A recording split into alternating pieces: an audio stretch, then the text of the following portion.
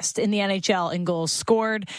They have yet to score more than 3 in a game, and one of them was in a shootout. So they are not putting the puck in the net. They have not put the puck in the net very often tonight. So what's our best bet?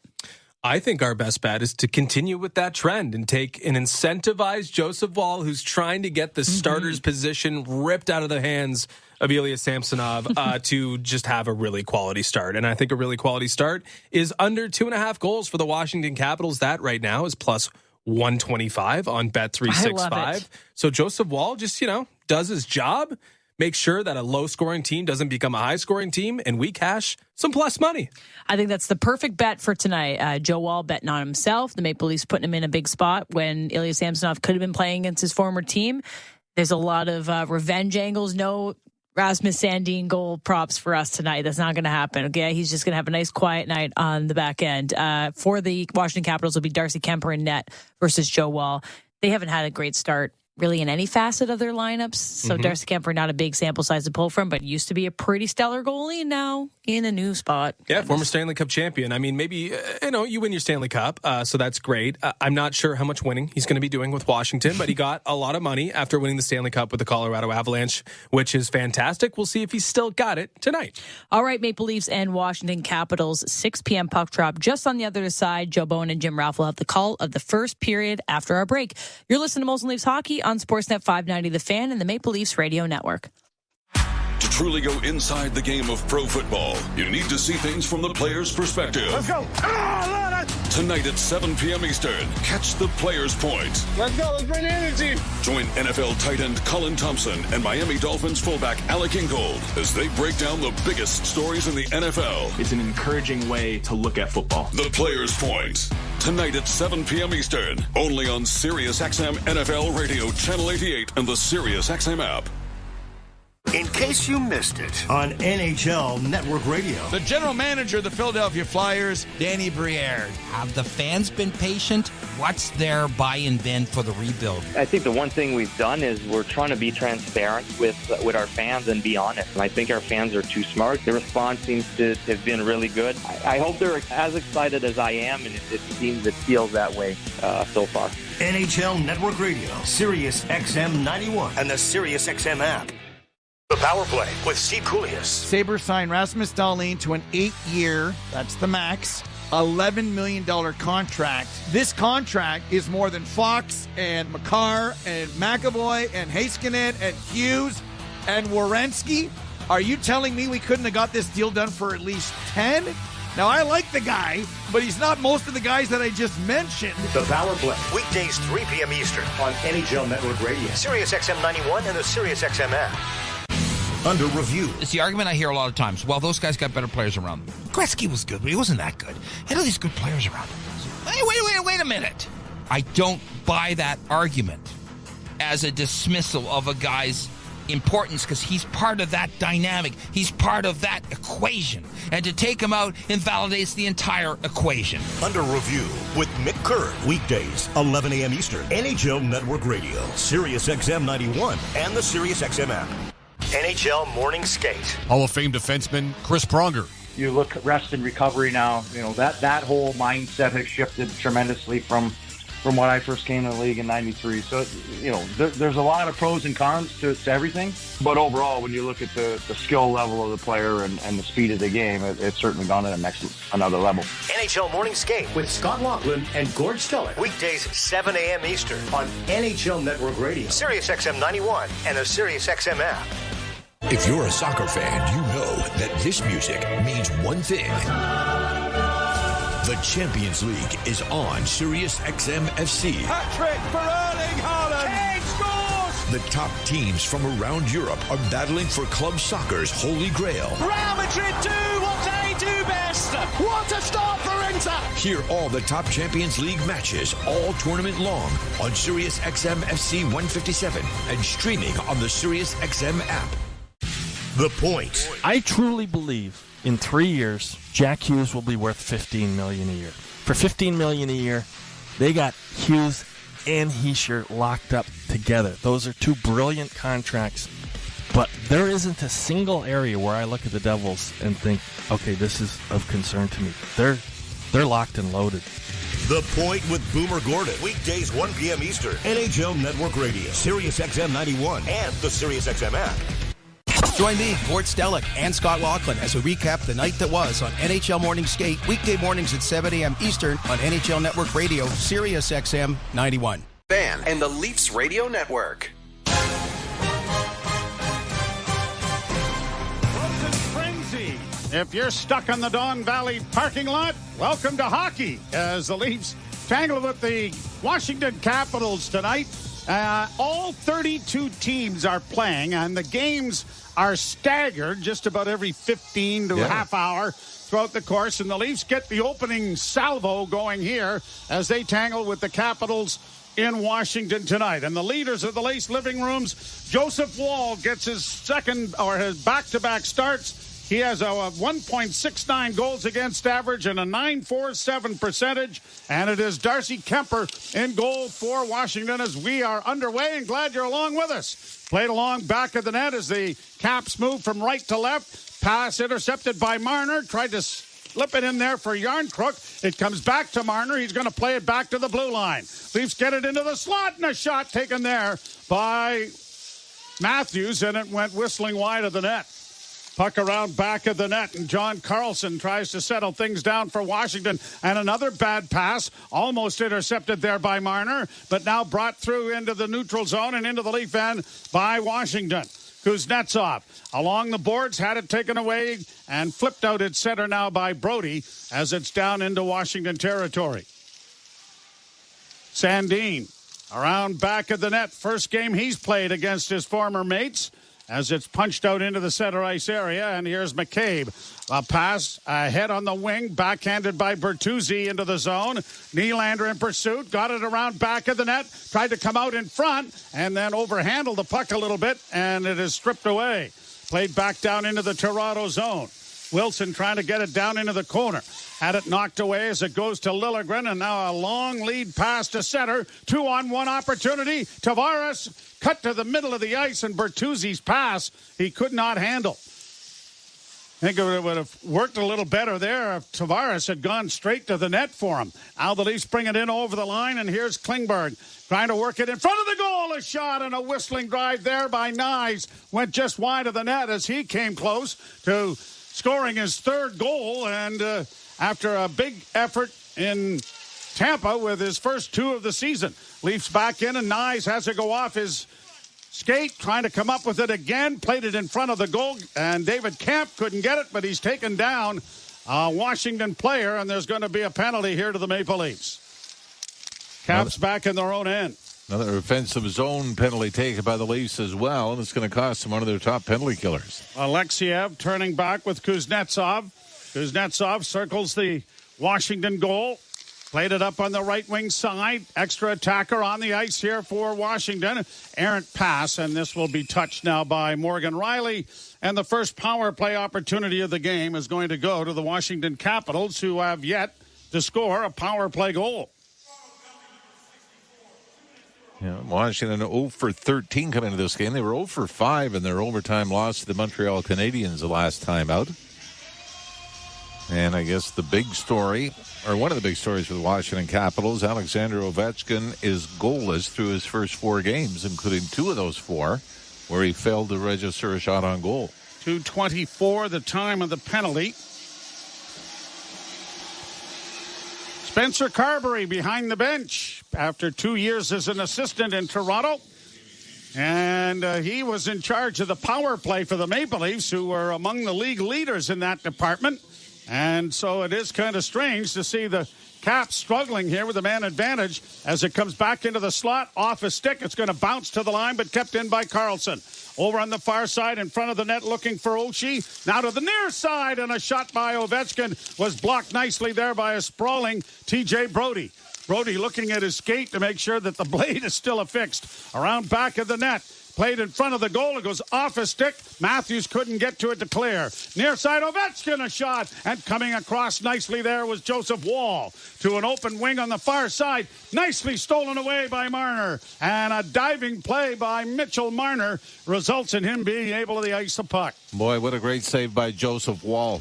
Gets over, you know that one-timer is coming from the left wing circle from Ovechkin. He got over, got square, and easily deflected into the corner. Played around the boards into the Leaf zone.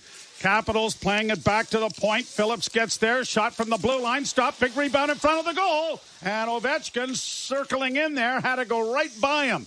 And it's shot out and down the ice by Toronto. 40 seconds left in the power play. Sandin starting out of his own zone. Drops the puck back. Carried through neutral ice now by Backstrom. Backstrom in, trying to get through the defense. Had it knocked away. Ovechkin got a shot away. That was stopped by Wall. Rattled around the boards. Good stop on the near wall to keep it alive as it comes back to Ovechkin. Over on the far side now. Sandin. Ovechkin with a one-timer again. Stopped by Wall. The puck is free. Still loose in front of the goal. Oh, wow. Ovechkin went diving. No, that has to be reviewed, isn't it? Ovechkin came through, dove into the net, but the puck has gone into the goal after a wild scramble. I didn't see him hit from behind. This has really got to be, and the Leafs are looking at this. They're going to look at goaltender interference for sure. Ovechkin came in looking for the loose puck on his own. And Joseph Wall, Ovechkin falls in and the official's right there and does not make the call. But I think if you're the Leafs, I think you've got to challenge this. Oh, absolutely. Absolutely you do. Kelly Sutherland and Frederick Lecue are the referees. Scott Cherry and Julian Fournier are the linesmen. Nick Backstrom was there. It was about a 5-man scramble right at the top of the crease. Ovechkin came flying in, made contact with Wall, and was actually standing over him. Well, he was also fully in the net when the puck went in. And I think early in the game, I think you've got to challenge this. And they are over looking at it again, and I found it hard to believe. I'm with you that it wasn't waved off immediately. And initially, the puck was got in between the pads of Wall. Now, the argument could be Ovechkin was already past them.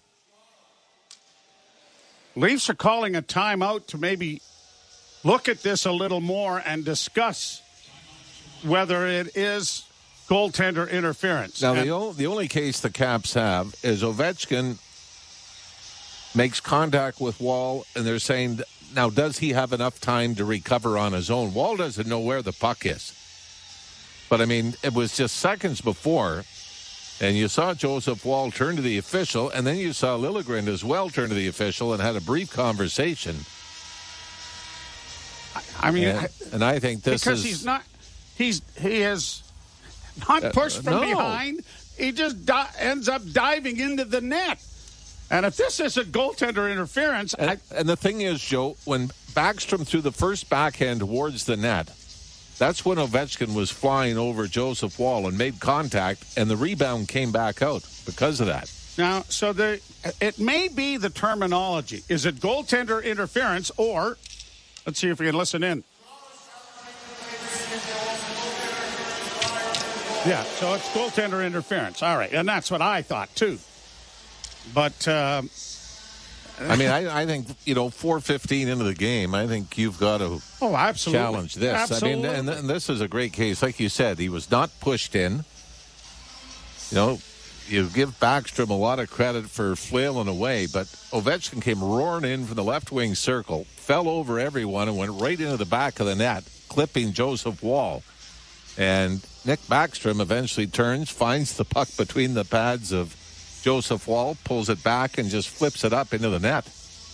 But you can't tell me that Joseph Wall could do his job and play his position when he's got somebody flying over him. Like I said, there was a scrum, 5-6 players there looking for it. But Alex Ovechkin is head first into the back of the net. So the Frozen Frenzy has got the boys working diligently down at the NHL offices here in Toronto. Like I said, to figure this out already. And here we go with the announcement. After coaches challenge the goaltender interference, it's determined that number 8 Washington interfered with the goalie. No goal. All right. You realize how smart we are every game? Rafi, I just take that as a normal situation. I mean, why? You think we got stupid all of a sudden? Not me. I think we celebrate each of these moments. I think David Kemp will stay in the box. Because you know what's going to happen. We're going to screw something up now. Oh, yeah. No question. Yep. Spencer Carberry doesn't like the call, but and the Washington Capitals, thanks to this power play, are out shooting the Leafs 6-0. What do they have, 4 or 5 of those shots in that one scrum? Yep. Well, after all of this, with 9 seconds left in the power play, the Washington power play unit, the number 1 unit, is not on the ice. So here we go. Goal interference, goal waved off at 4:14. That would have been Nick Backstrom's first of the season. And the draw won by the Maple Leafs. And here is Giordano sending it out and down the ice. Deflected into the corner by Darcy Kemper. And the Leafs get down there, and Matthews couldn't come away with it. As the Leafs are back to full and even strength, having been outshot 6-0. Kuznetsov comes to center. Long shooting, gloved by Wall. Quickly thrown to Riley, who doesn't get the puck out for him. Now Brody around back of the net, trying to play it ahead. Matthews takes it on the backhand nicely, then circles back with Kuznetsov chasing. Finds Brody. Brody to center. On the right side for Marner. Marner sliding it in for Yarncrook, but couldn't get there in time. And it's backhanded along the boards then by Van Riemsdyk and cleared to center ice, but the Leafs have it again. Leafs had good possession and good attack. No shots. Exactly. Before the penalty was called, we're going to get an offside here at the Washington blue line as the rush bogged down. Before we go much further, I want to send our best wishes to Rick and Judy Bonus. Yes. I have known the Bonus family since I was back in Halifax. That's 42 years ago. And Judy has been going through some health issues. Ricky has stepped aside the coaching situation in Winnipeg to be with his wife. So we are thinking of you guys and wishing you all of the best for sure. You've been with Mr. Bonus at a number of years. Yes. And now it looks like the Leafs are going to go to the power play here. Or Joseph Wall has been pulled really early. Played back into the neutral zone. Nylander got it across the line. And puck comes back out over the line. Klingberg is going to regroup it back in his own end. Giordano better stop backing up because he was almost into the net. Now he drops it off for Klingberg. Once they get to 13:59, they'll get the TV commercial break, and they don't get to that. 14:02. So you had the big boys on the ice that drew the penalty, but I'm sure Sheldon Keefe is going to throw them back out. And again, now you start looking at ice time, Joe, when it comes to the third and fourth line. So this is a bit of a weak call. This looked like it was an attempted stick lift by Backstrom. Backstrom's had a tough start, hasn't he? Yeah. Bull called back, and now very marginal hooking penalty. It looked like he simply just tried to lift Nylander's stick. Well, Leafs on the power play. Here's Nylander closing in with a pass in front. There's a loose puck, and it's knocked away and sent down the ice by Washington. Oh, that was Mitch Marner that had the redirection. I don't think he got a lot on it. But Washington was able to jump on the rebound and fire it down the ice. It'll be a hooking call. Brought on by Marner through neutral ice up on the right side for Nylander. Nylander trying to find his man. He did in Matthews, but he couldn't shoot it. Matthews back to Marner, to Matthews, off a stick, and it's going to carry him all the way back out into the center ice area. Klingberg is back there. Got it ahead, and then two Leafs collide as it's brought in over the line by Tavares to Nylander. Nylander works to the middle of the ice over on the far side, into the slot for Matthews, back to Klingberg, doesn't shoot it. I think he's got to start shooting the puck more. Pass in front on a deflection is stopped nicely by Kemper and shot down the ice. I'm with you. I know he doesn't have that big one-time blast, but you got bodies in front, and he's at the top of the circles, middle of the ice, and decides to pass it off. Played up into the left wing side with 49 seconds left to go in the power play. Yarncrook across the line into the corner and swept around the boards to Liljegren. Liljegren at the near point sends it off the glove of Domi into the corner. Max Domi got it freed up. Back it comes to Liljegren. Over on the far side to Riley. Riley, a snap pass now for Domi. Closing in with a shot. Rebound in front of the net. And Bertuzzi was unable to get his stick on it because if he did, it was almost a no-brainer. Played back in over the line. Here's Domi. Down low, Yarncrook around back of the net. Penalty is 14 seconds left in it. Liljegren just keeps it in at the blue line. Riley at the left point with a shot that went wide of the goal. Liljegren attempting to keep it in. Got it to Yarncrook. Yarncrook's pass, though, is a bad one.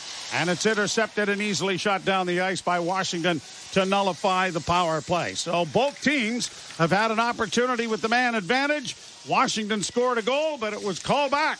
And we're still scoreless here as the Leafs have just one shot on goal. Around back of the net in the Washington zone. Dug free now for Reeves. Punch back to the point. One-timer coming to the front of the net. A bouncing puck high in the air. He's trying to get a whack at it. There was Holmberg. It comes wide and is played off the glass for Ovechkin. Ovechkin getting it ahead. Took a hit there from Reeves. And then a good hit by McCabe. Stands up the Washington forward as the Leafs have the puck back in their own zone. Out at center ice, too far for Noah Gregor to participate in the attack. And it is Strome turning now, and Dylan Strome will play it into the Toronto zone. 11 minutes and 8 seconds to go in the first period, and there is no score. Brody dishing it back to Klingberg. And John Klingberg will work his way out on the right wing side. Cross ice feed.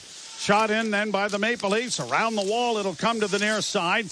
Chipped back to the goal then by Alexiev. A scrum in the far corner. Grabbed off there by Nyes. Nyes leaves it there for Domi. Domi works into the corner. Centered. No one home. Out come the Capitals through center ice, only to have Nyes disrupt the attack and then have it brought in and shot in wide of the Leaf net. Klingberg for Domi. Domi trying to chip it along. Camp can't get it out the first time, but has the second. But he has swept it out and down the ice, and an icing charge is coming here against Washington. Leafs will continue this 5-game road trip in Dallas Thursday and then in Nashville against the Predators Saturday, and you won't be here Thursday. No, another engagement. And I want to say congratulations. In all sincerity, you're being inducted into the Ontario Sports Hall of Fame, and with two great people. And I don't know the total list, but Steve Ludzik, you know him. Yep. You've known Ludzik for a long time, and Brendan Shanahan, the president of the Leafs. Congratulations and well-deserved. Right, thank you, Ralphie. I know it goes on top of some other prestigious moments for you. The only thing I will say, where I'm going to draw the line, if you're ever knighted, I will not call you sir. Sir Donald yes, Joseph. You will. But yes, you will. But congratulations. A shot buddy. stopped by Wall. Loose in front of the net, and Wall is covered up on it. Joseph Wall had to spin around, and it looked like it was a no-brainer there for Dylan Strome.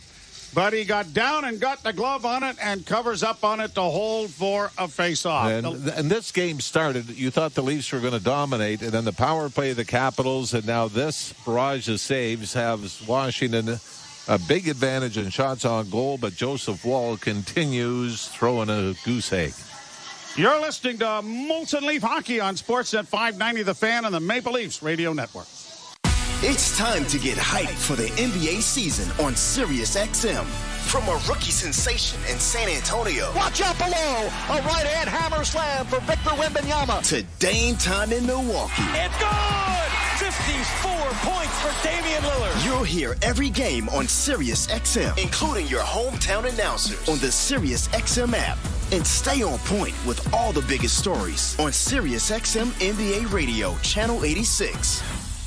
In case you missed it, on NHL Network Radio. The general manager of the Philadelphia Flyers, Danny Briere. Have the fans been patient? What's their buy-in been for the rebuild? I think the one thing we've done is we're trying to be transparent with our fans and be honest. And I think our fans are too smart. The response seems to have been really good. I hope they're as excited as I am, and it feels that way so far. NHL Network Radio, Sirius XM 91, and the Sirius XM app. If you're a soccer fan, you know that this music means one thing. The Champions League is on Sirius XM FC. Hat-trick for Erling Haaland. Kane scores. The top teams from around Europe are battling for club soccer's holy grail. Real Madrid do what they do best. What a start for Inter. Hear all the Best. What a start for Inter. Hear all the top Champions League matches all tournament long on Sirius XM FC 157 and streaming on the Sirius XM app.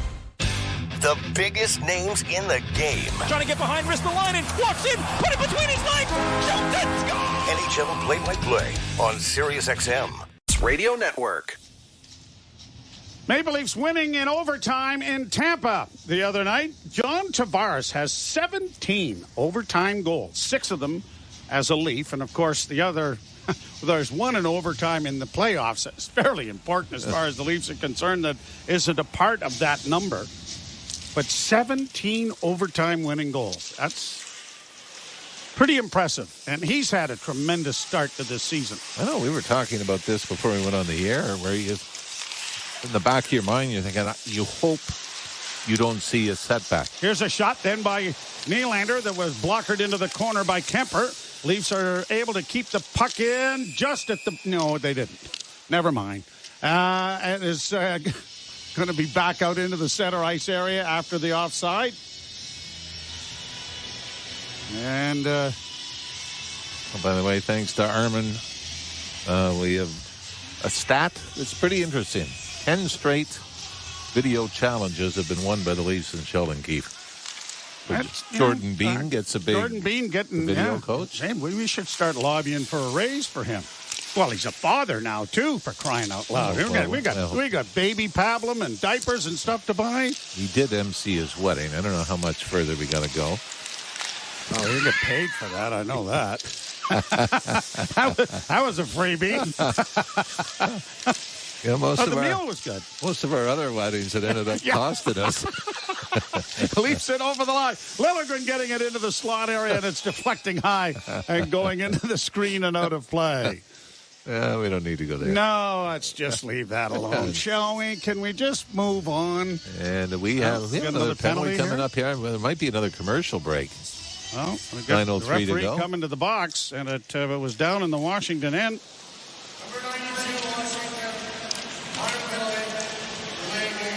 It's a delay of game. The puck went out, but it went over the glass and out of play. The Leafs are going to go to a second power play in the... Oh, boy, there's a bit of a fluke. And the official calls it right away, and the Leafs 0-for-1 in the power play. We'll get another opportunity here. But Austin Matthews followed that like an outfielder watching the ball go into the stands. Over the Green Monster. Back into the Leaf zone it goes, and Klingberg will start the power play out. Second opportunity for Toronto. Dropped back again and brought on by Marner. Marner to the red line to Matthews across the line, dropping it off onto the left wing boards. It's spun back to Klingberg. Walks the line, middle of the slot, drops it off on the right side. Now trying to get a shot away is Matthews with a drive. Blockered nicely there by Kemp. Cleared on the backhand by Washington out and down the ice.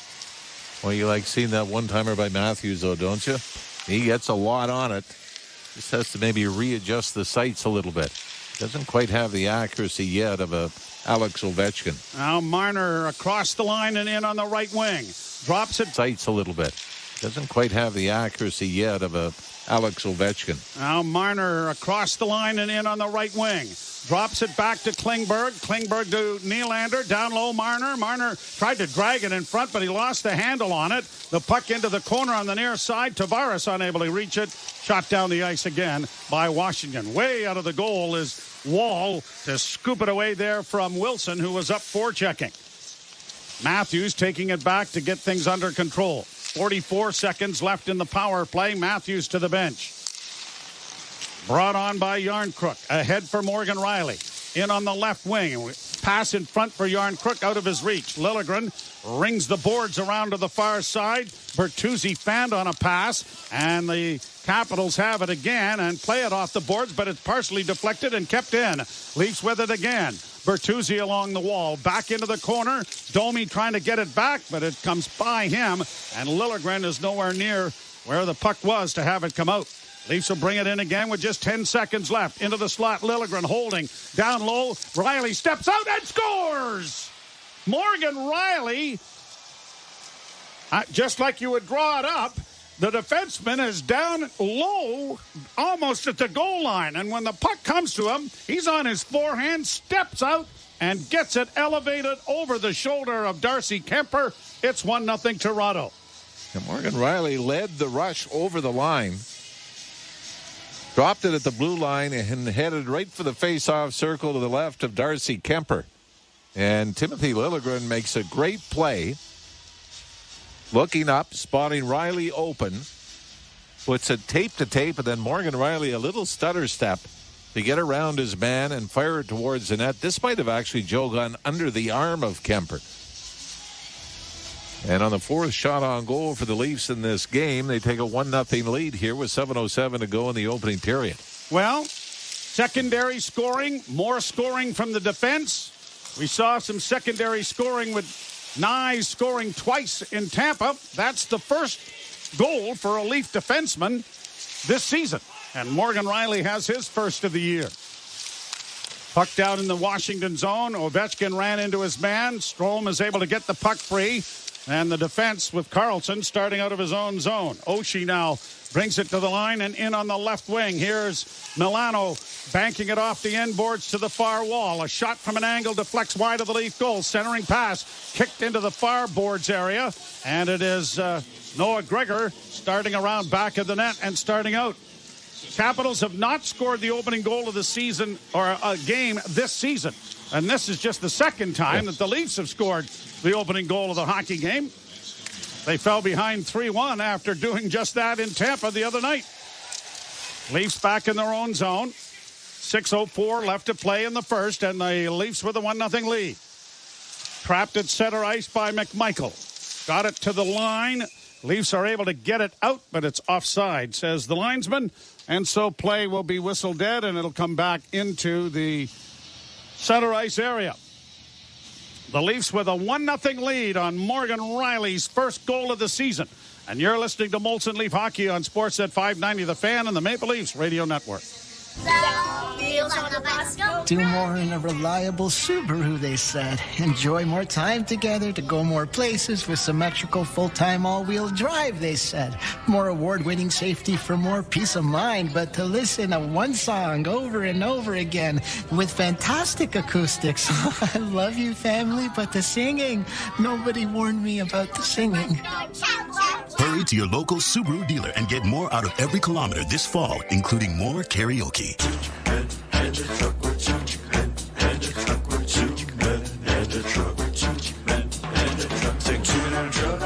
Truck.ca. So when you gotta move, all moving day. Think 2-minute truck.ca. Cause all of us movers are not the same. So that's our company name, 2-minute truck.ca. We're lots of men with lots of trucks. So give us a call today. As a parent in Ontario, I know the importance of investing in education, but I'm concerned. The Ford government talks a big game, but the reality that I see is more cuts. I see fewer resources, supports, and programs in my kids' school. This government needs to make real investments now so that all students can succeed. Because when we invest in students, we invest in the future. Tell the Ford government you agree. Visit knowmore.ca. That's knowmore.ca. A message from the Ontario English Catholic Teachers Association. You're listening to Toronto Maple Leafs hockey. The cross in front, they score! On Sportsnet 590 The Fan and the Leafs Radio Network. Morgan Riley with his first of the year, his 74th career goal in the National Hockey League. Of course, the 2018-19 season was his best. He had a 20-goal season that year, 72 points. Some guy named Giordano beat him out for the Norris Trophy that year. Well, you might argue that Morgan Riley played his best hockey in the playoffs last year for the Leafs. I would not disagree. Would not disagree in the least. We got an icing call here against Toronto. An interesting stat. Tom Wilson, whose 7-year, $45.5 million deal kicks in next season, has the most penalty minutes from the 2012 draft. 1,300. and 19 penalty minutes. Anyone noticeable who is in second or third place in that list? Yeah. Jacob Trouba, 547 penalty minutes.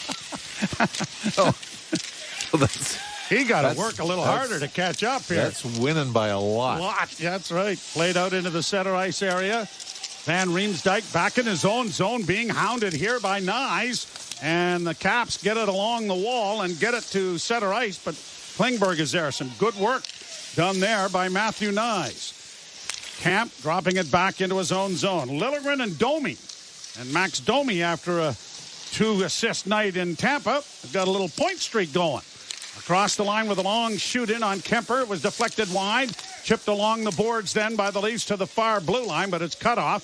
And out come the Capitals with Ovechkin getting it into the slot. Nylander took it away and couldn't tip it by Dylan Strome, or he was away to the races.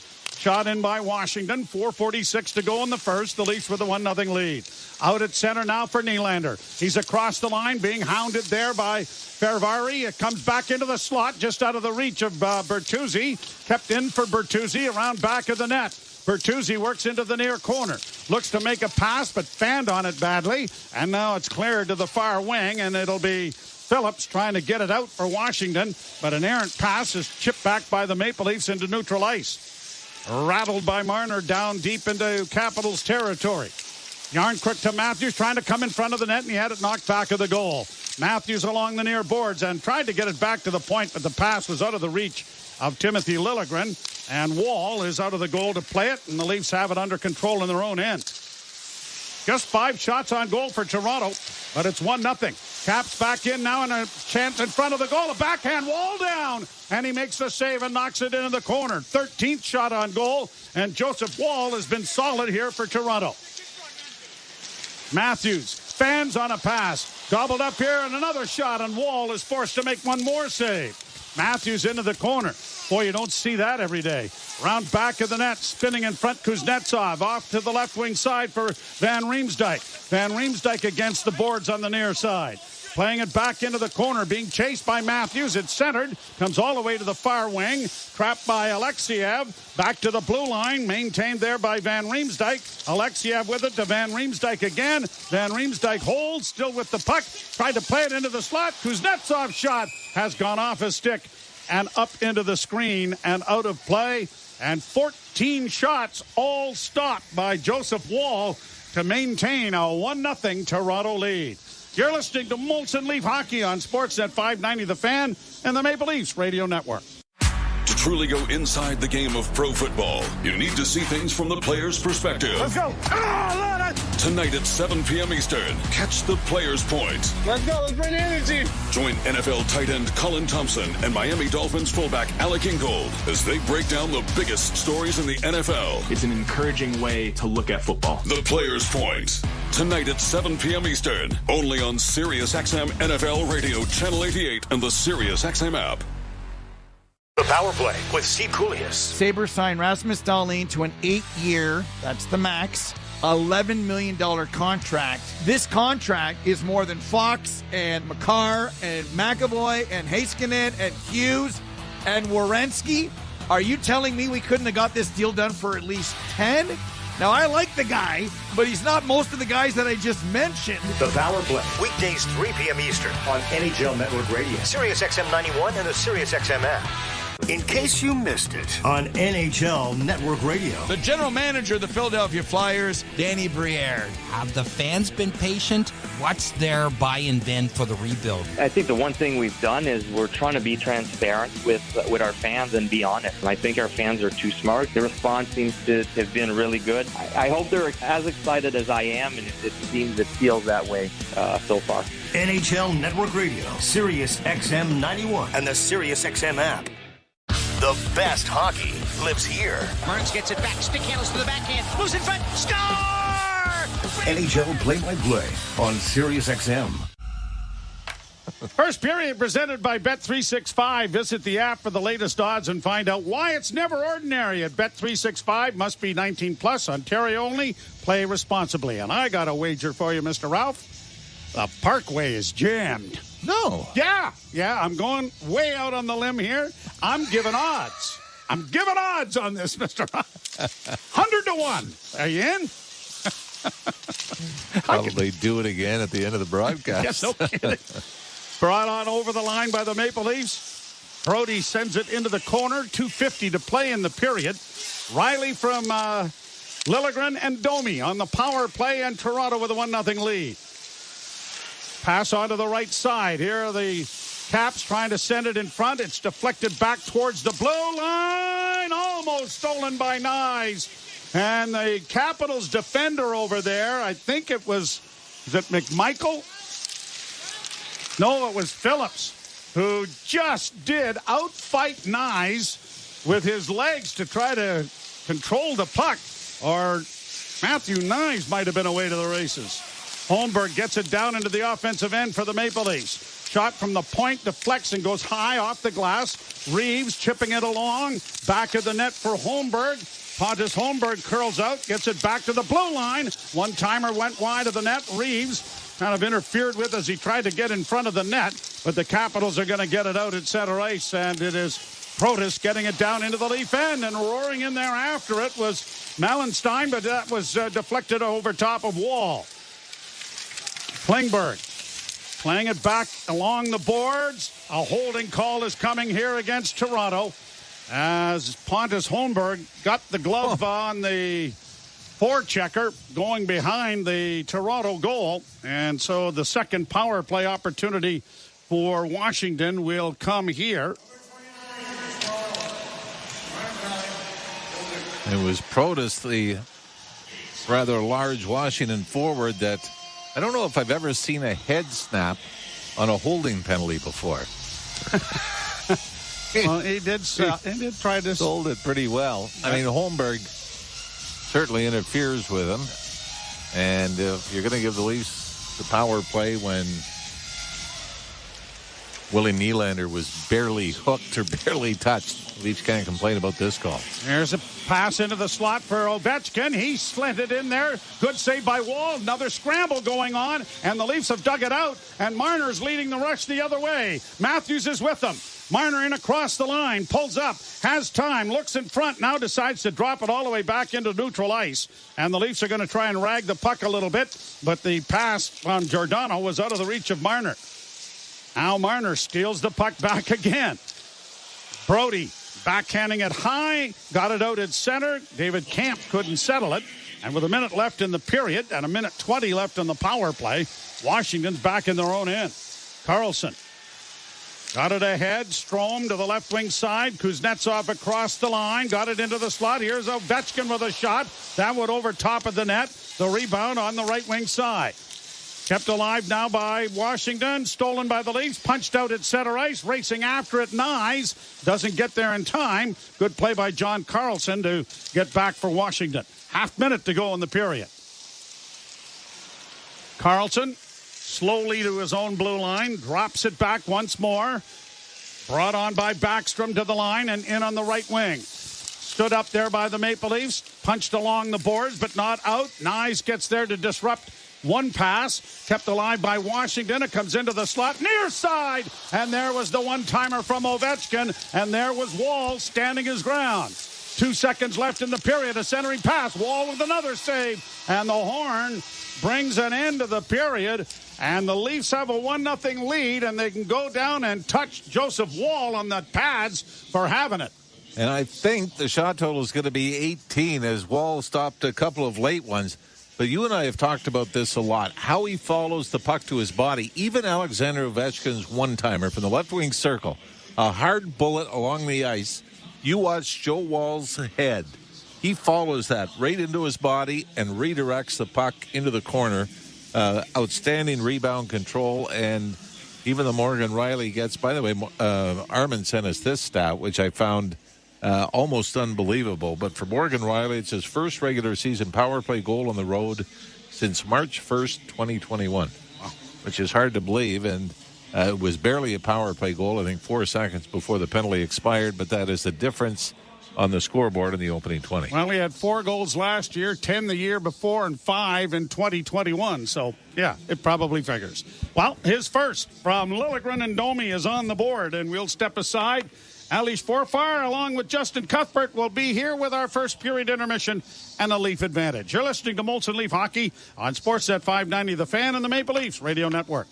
Hi, this is Ray Hudson, and for all the biggest matches from club soccer's Holy Grail, the UEFA Champions League, tune in to Sirius XM FC 157.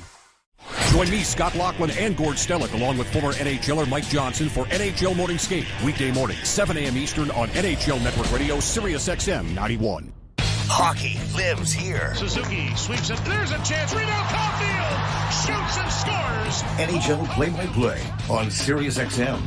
In case you missed it on NHL Network Radio. The general manager of the Philadelphia Flyers, Danny Briere. Have the fans been patient? What's their buy-in been for the rebuild? I think the one thing we've done is we're trying to be transparent with our fans and be honest. I think our fans are too smart. The response seems to have been really good. I hope they're as excited as I am, and it feels that way so far. NHL Network Radio, Sirius XM 91, and the Sirius XM app. The Power Play with Steve Koulias. Sabres signed Rasmus Dahlin to an 8-year, that's the max, $11 million contract. This contract is more than Fox and Makar and McAvoy and Heiskanen and Hughes and Werenski. Are you telling me we couldn't have got this deal done for at least 10? Now, I like the guy, but he's not most of the guys that I just mentioned. The Power Play, weekdays 3 p.m. Eastern on NHL Network Radio, Sirius XM 91, and the Sirius XM app. Under review. It's the argument I hear a lot of times. Well, those guys got better players around them. Gretzky was good, but he wasn't that good. Had all these good players around him. Wait a minute. I don't buy that argument as a dismissal of a guy's importance because he's part of that dynamic. He's part of that equation.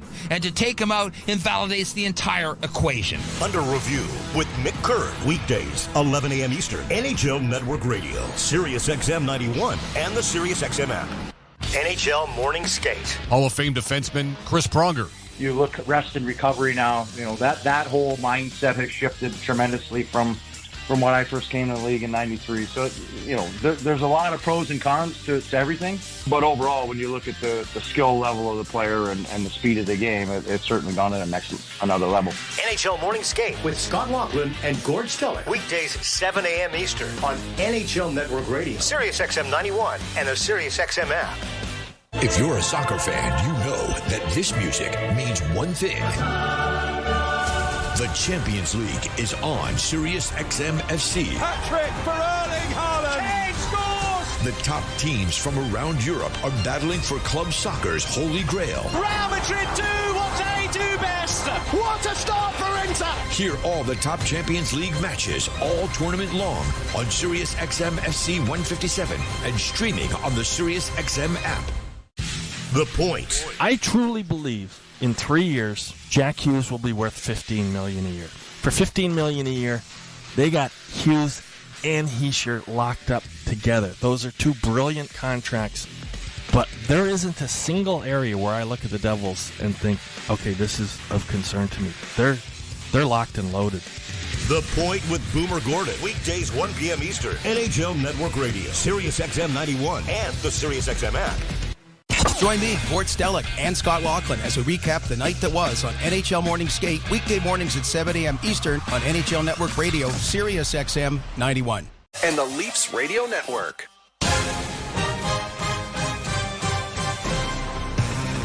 Leafs will bring it in again with just 10 seconds left. Into the slot, Liljegren holding. Down low, Riley steps out and scores! Morgan Riley, just like you would draw it up, the defenseman is down low, almost at the goal line. And when the puck comes to him, he's on his forehand, steps out, and gets it elevated over the shoulder of Darcy Kemper. It's 1-0 Toronto. Welcome back to Molson Leafs Hockey on Sportsnet 590 The Fan, the Maple Leafs Radio Network. It's Alish Forfar and Justin Cuthbert. After 20 minutes, you heard it, Leafs lead the Capitals 1-0 with a Morgan Riley goal on the power play. PP2 getting some run and getting some goals. Yeah, PP2 getting it done. I will say, though, probably the most fortunate period the Maple Leafs have had all season long. I guess the season is young, but outshot 16-5. high danger scoring looks, according to Natural Stat Trick, 7-2 for the Washington Capitals. Expected goals of 77% for the Washington Capitals. I mean, that was a period that was dominated by Washington. The Leafs still have not had many great starts because despite having the lead for just the second time going into the first intermission, that period was all Washington. Certainly lucky to have the lead, but Joseph Woll had back-to-back point blank saves on Ovi, who had, you'll tell us about the shots that Ovi had. He's on a heater tonight. We had Ovi jumping into the net over top of Joseph Woll. They had a bunch of power play opportunities, but I think for me, the story is the ice was tilted and Joseph Woll kept them with 0 goals to go into the first intermission. He's looking like a guy that wants to earn that spot with Ilya Samsonov on the bench tonight against his former team. We got Joseph Woll coming in with that opportunity to earn this starter spot, which has been a storyline all season long.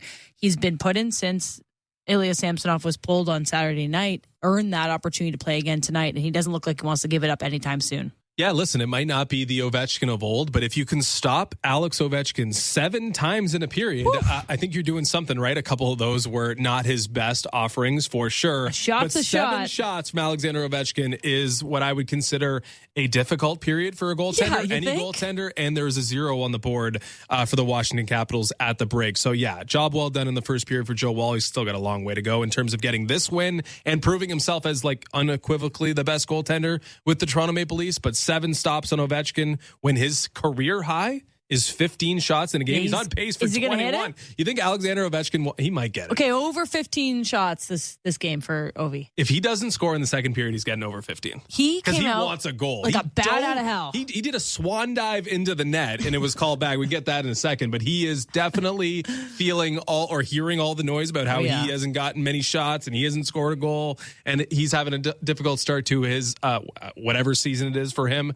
I think he heard that noise because he looked like a guy who was on a mission in the first period. Before this game, Ovi had 0 goals to start the season. He had back-to-back games with 0 shots, which is not a Ovi stat you ever hear.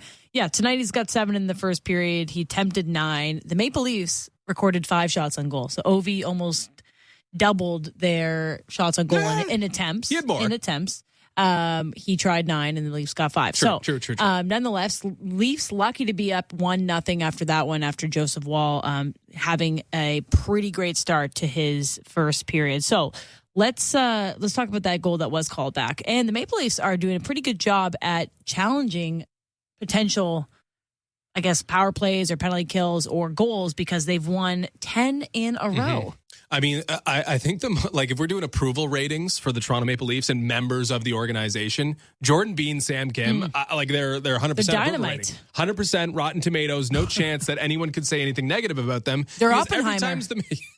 Or Barbie. Every time that they challenge, they are right. Mm-hmm. And honestly, there's a lot of stuff written about the Toronto Maple Leafs. Like, how many people are writing about the Toronto Maple Leafs weekly, daily? Hundreds of thousands. people, right? There are a lot of people. We need an expose into their process because they're never wrong. How are they getting all this information so accurately all the time? I think we need to know more about Jordan Bean and Sam Kim, but we probably won't because I think the Leafs want this to be their little secret. Well, they're doing a great job. 10 straight ones. That one for me was definitely challenge time. Like, as we tried to lay out for you, and Joe Bowen does a better job.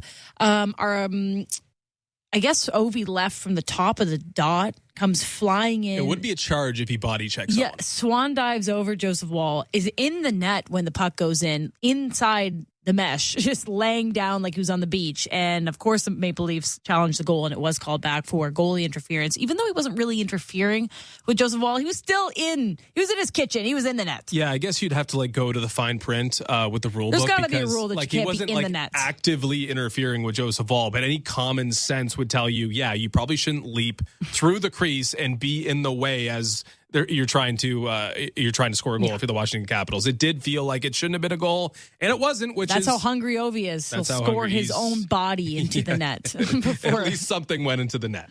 Armin.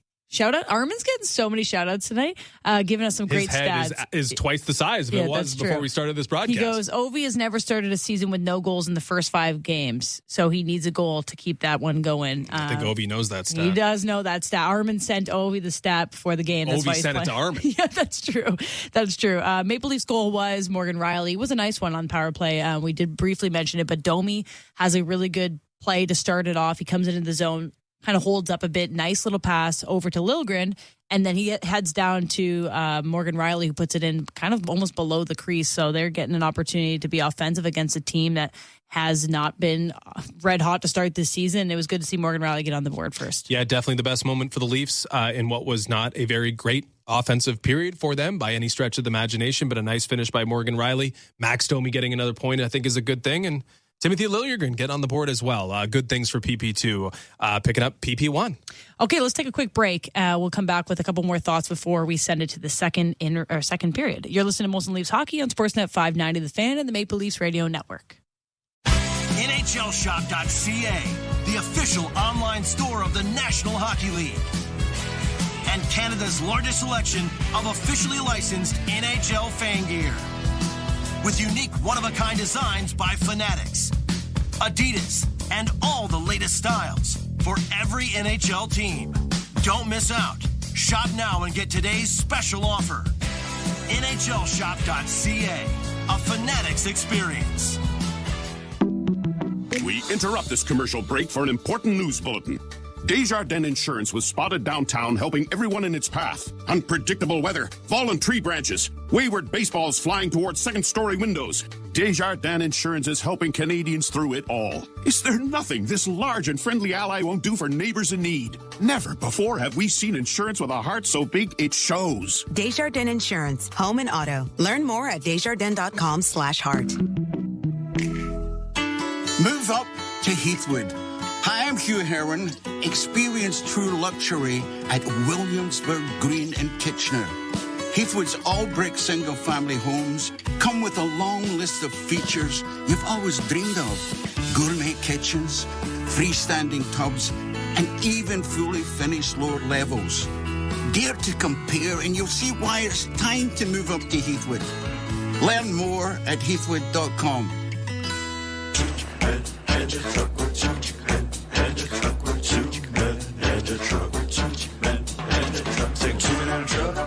Truck.ca. So when you gotta move, all moving day. Think 2 minute truck, 2 minute truck.ca. Cause all of us movers are not the same. So that's our company name, 2 minute truck.ca. We're lots of men with lots of trucks. So give us a call today. All right, everyone, step up and down. Left foot, right foot, you're climbing up a trail. Now back in your Subaru with symmetrical full-time all-wheel drive and getting active in the real world.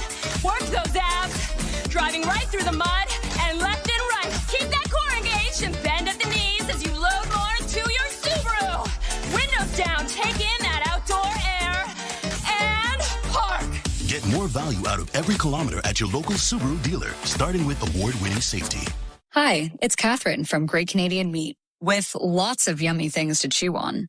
Our Great Canadian Meat beef jerky, yum, pepperoni sticks, salami. We make 13 flavors of salami, and you need to try every one. Sausage sticks, mini pepperoni sticks. They all taste great because we handcraft them right here in Whitby using the finest ingredients. Power up and eat some energy. Shop Great Canadian Meat at greatcanadianmeat.com. You're listening to Toronto Maple Leafs hockey. 2 good saves, 3 good saves, another shot, 4 good saves made. On Sportsnet 590 The Fan and the Leafs Radio Network.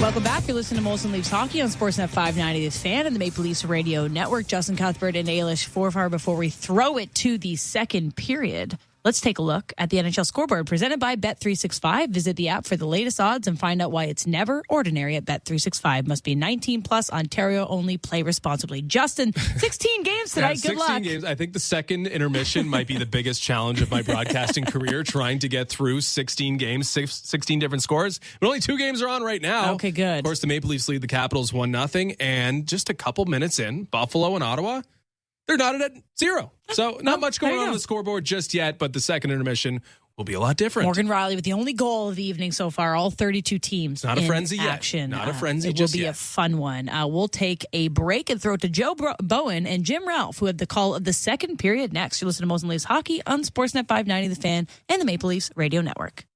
The Power Play with Steve Koulias. Sabres signed Rasmus Dahlin to an 8-year, that's the max, $11 million contract. This contract is more than Fox and Makar and McAvoy and Heiskanen and Hughes and Werenski. Are you telling me we couldn't have got this deal done for at least 10? Now, I like the guy, but he's not most of the guys that I just mentioned. The Power Play. Weekdays 3 p.m. Eastern on NHL Network Radio. Sirius XM 91 and the Sirius XM app.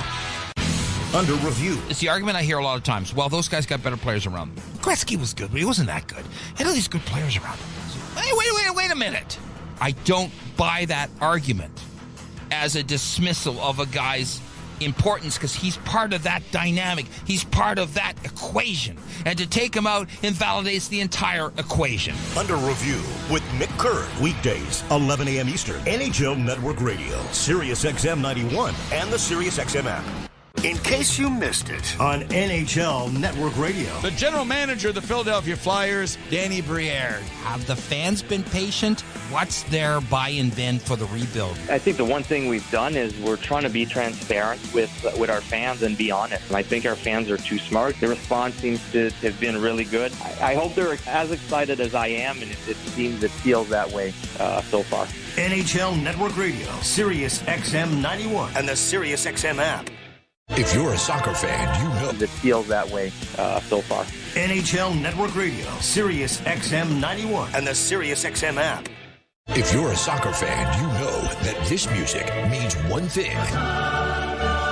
The Champions League is on Sirius XM FC. Hat-trick for Erling Haaland. Kane scores! The top teams from around Europe are battling for club soccer's holy grail. Real Madrid do what they do best. What a start for Inter! Hear all the top Champions League matches all tournament long on Sirius XM FC 157 and streaming on the Sirius XM app. Hi, this is Ray Hudson, and for all the biggest matches from club soccer's holy grail, the UEFA Champions League, tune in to Sirius XM FC 157.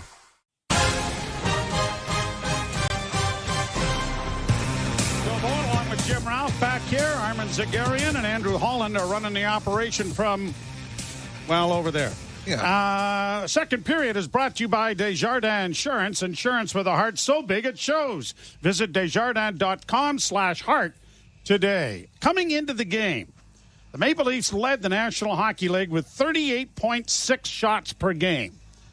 And Washington was 30th at 24.8 shots per game. Well, the Leafs were outshot 16-5, and Alex Ovechkin had 7 in the first period. His career high is 15 in a game, or maybe 15 in one power play. I mean, technically, Ovechkin outshot the Leafs in the period. No, not technically.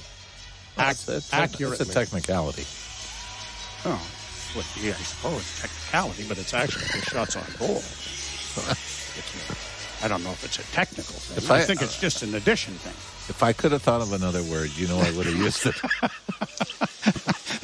Leafs to the right, and that was I'm not trying to brag. That was 4 syllables.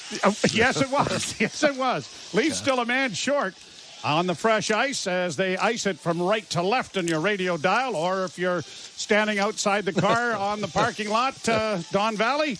I hope you got everybody listening to the game. Brought down in over the line and shot around the boards by the Caps to the near corner. Oshie having difficulties there with David Camp. Camp trying to chip it along. Brody got it teed up again, but now is engaged with a couple of Capitals. It comes to the point. Carlson sends it to the side of the goal and around back of the net. Kuznetsov poked off his stick there by Brody, but he can't get his stick extricated from the grasp there of the Capitals forward. The penalty is over, but it's back to the blue line. Here's the long shot that is to the blue line. Here's the long shot that is broke a stick, and now the Leafs are a man short again. Near side for Strome, a shot, and that one over top of the goal. Rebound has come back to the blue line. Leaf forward without a stick is Nyes. Back to the point it comes again, kept in by Fairbury. Now to Carlson, and a shot is blockered into the corner nicely by Wall, and the Maple Leafs are going to get it one-handed out at center ice, and Camp will get it to the blue line, and the Leafs will control it now in the center ice area. Boy, Joseph Wall just looked. I mean, the comment by Domi about Carey Price looking cool, calm, and collected. is very, very accurate. Yeah, Never mind comparing him to Carey Price, but just the demeanor. As an icing call here coming against Washington. And here's the thing, and I understand when somebody says, oh, we'll see. We'll see how he handles a heavier workload if he gets it. We'll see. He doesn't have a lot of experience. Well, every goaltender that's in the Hockey Hall of Fame didn't have a lot of experience when they started. But what they did have was an opportunity that they made the most of. And certainly Joseph Woll has done that. He was 6-1 in the regular season last year, was very solid when he was forced into action in the postseason. Got the Leafs' only win in their series against the Florida Panthers. Well, last year, including playoffs and regular season, Woll had a 2.31 goals against average and a .925 save percentage. I'm sorry. I'll take that every day. Clearing attempt there by Liljegren hit the side of his own goal, and the Caps get a chance in front of the goal but can't deliver. That was Sandin coming down the slot on the right wing, but the Leafs now get it freed up, and now out at center ice comes Bertuzzi. Bertuzzi to the left wing side, flips it into the corner for Tavares. Tavares in along the boards, Nylander in pursuit, and unable to get to it, and it'll be brought out at center ice now by Washington. Right wing side for Van Riemsdyk. Dropped it back. Pass on the left wing side for Milano was in behind him. And the puck is now back at the Toronto goal. John Klingberg tying it up. It comes around to the near side. And Bertuzzi got it ahead. And Nylander got it out. Now Tavares and he in over the line. Willie into the slot. Oh, and it rolled off the toe of his stick just as he was about to load it up. And now Ovechkin has a break in a goal. And that was stopped by Woll, but a penalty is coming to Toronto. No, they're going to call a penalty shot. Alex Ovechkin is going to be given a penalty shot. Boy, and I thought this was a little bit of a weak call on the hook by Giordano, because Giordano really didn't do a whole lot to impede Alexander Ovechkin, and to call this a penalty shot. Wow. I mean, Ovechkin had a step on him. And over the line, top of the circle, hold, backhand, Woll stuffs that down Ovi's throat with a blocking glove save and steers it into the corner. Very calm, cool, and collected. Just like Carey Price. Ovechkin comes in. I think he's looking shot all the way. He's got his head up, coming down the middle of the ice, and then realizes Woll's at the top of the crease. There's not a lot of room. Tries to make a forehand to backhand move, but Woll just simply turned, stayed with him, and blockered it away. First penalty shot that Joseph Woll has faced in his young career. Now the Leafs get it down into the zone. Marner and Matthews kind of collided at the blue line, and the puck in the zone as Yarncrook did a nice job of getting it freed up, and now does to Matthews. In for Marner, and it went off his shin pad and went wide. Marner out of the corner, the puck into the corner now for Matthews. Matthews and Yarncrook battle for it. It comes free, and Oshie will play it along, and now stolen by Matthews again. There's that quick stick as it comes along on the far boards, and now brought out by Washington finally to center ice. It's like a snake bite, isn't it? I know. I've never been bit by a snake. Oh, you've never had a puck stolen by Matthews. There's a shot high over top of it. Yes, that's true. Kuznetsov let it go. Leafs break it out on the left wing. Marner, or at least Gregor, in with a shot that was deflected wide of the goal by Darcy Kemper and launched high to center ice. But it's one of those where he doesn't telegraph it. He sort of sits back and then reaches and snaps his stick up at the last second. Here's a loose puck to the side of the goal, and Gregor couldn't tip it in front. Reeves was charging down the wall. Along the boards, Reeves trying to help out. And the puck comes free, fed by Malenstein up on the wing and out at center ice and down into the Leaf end. No icing, and Liljegren is chased hard into the corner, taken to the wall by Malenstein. The puck still free as it comes back into the slot. A chance to shoot there was Mantha, but he didn't deliver it. And a turnover now allows the Leafs to carry to center. David Camp playing it deep into the corner. Batted around the boards then by Sandin and launched out at center ice. Trying to get there was Domi. Domi back into the Leaf zone, assisting Giordano, who took the man, and Domi took the puck. Knox gets it up on the right side. Gets a return pass to the line and in. Tried to load up a wrist shot, but it rolled off the heel of his stick and went harmlessly to the Washington defense. Caps bring it back in. Ringing the boards with it is Dylan Strome, the Mississauga native. Now Nyes trying to get it freed up as it is brought in front of the Leaf goal. It squirts free, and Matthew Nyes trying to break on the right wing. The big strides to the big fella gets in, and he shot it just off the short side, and it went wide on the near post. Boy, he had 2 strides, and he was really motoring. And that was Rasmus Sandin that he was trying to turn inside out. Played high to center ice and into the zone now by Morgan Riley. Back of the net, Tavares trying to work out of the corner. Tavares able to extricate it. Got it off on the wing. Bertuzzi in front for Riley. Can't shoot it. Too much traffic. When he does, it scores! Off to the side was John Tavares, and Morgan Riley spotted him. He spotted him and just feathered a hard pass, and the captain redirects it home. 2-0 Toronto. So Tavares, that'll be goal number 3 on the year. But Tavares really starts this all off, Joe, by the great work in the corner, where he finally pries it free, and he gets it to Bertuzzi. Bertuzzi fires it back to Morgan Riley, who's wide open in the diagonal pass, top of the left wing circle. And then Riley simply has the time and space to say, I'm going to adjust the angle, try to move around the guy, and then fires it right at the stick of John Tavares, who makes a deft little deflection to give the Leafs the 2-0 lead here in Washington. Boy, an errant pass floating up the middle of the ice, and Bertuzzi did well to dive out there to just tip it away from what would have been a clear chance down the slot for Washington. So good defensive play made there by Tyler Bertuzzi, and now out at center ice, Bertuzzi catch up to an errant pass, and it's cleared down into the zone. Bertuzzi's taken his man down, but I don't see an arm up, and so play goes on.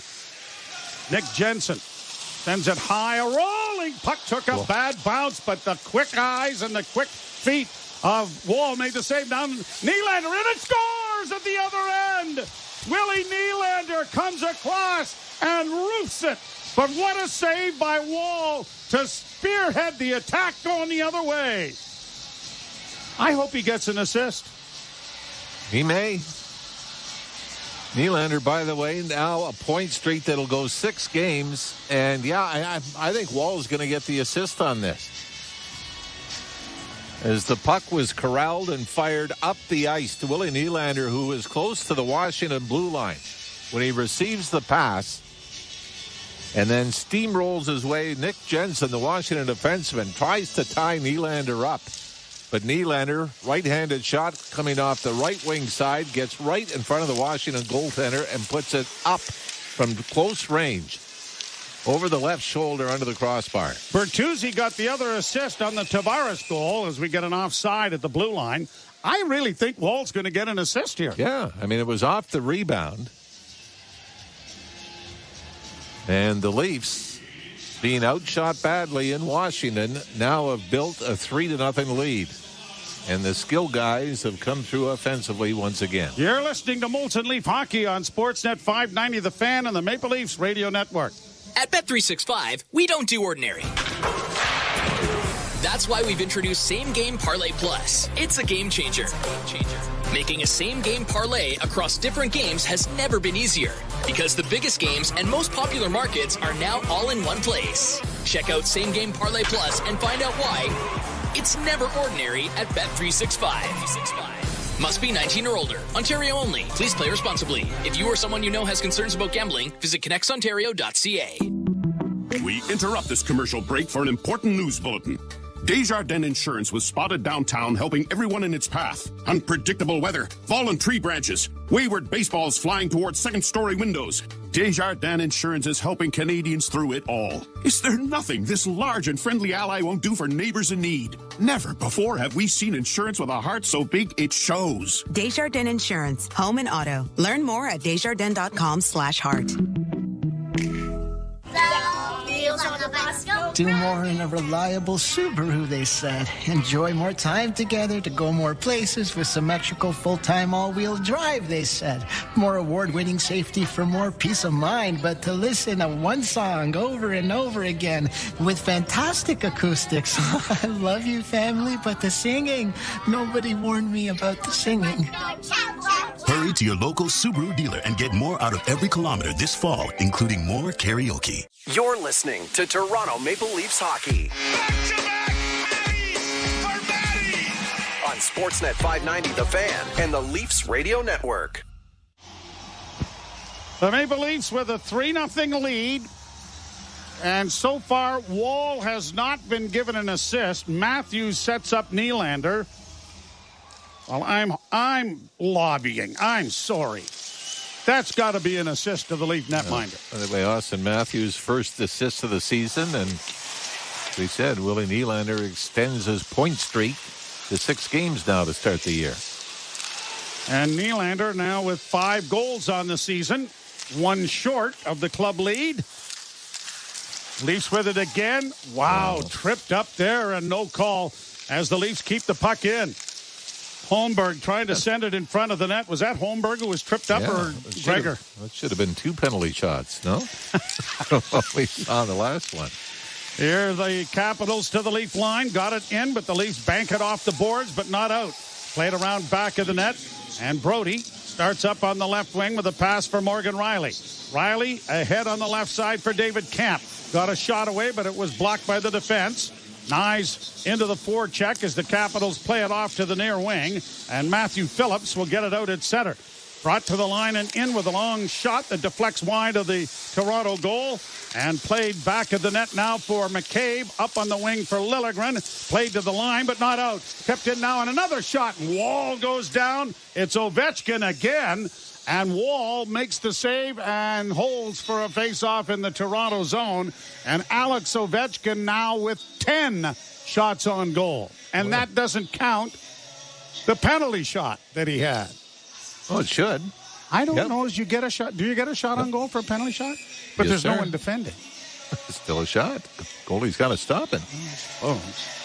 Ovi, by the way. But does the goaltender's average change on a penalty shot? Yes. Save percentage. Well, it shouldn't. You didn't have any help. Where were the helpers?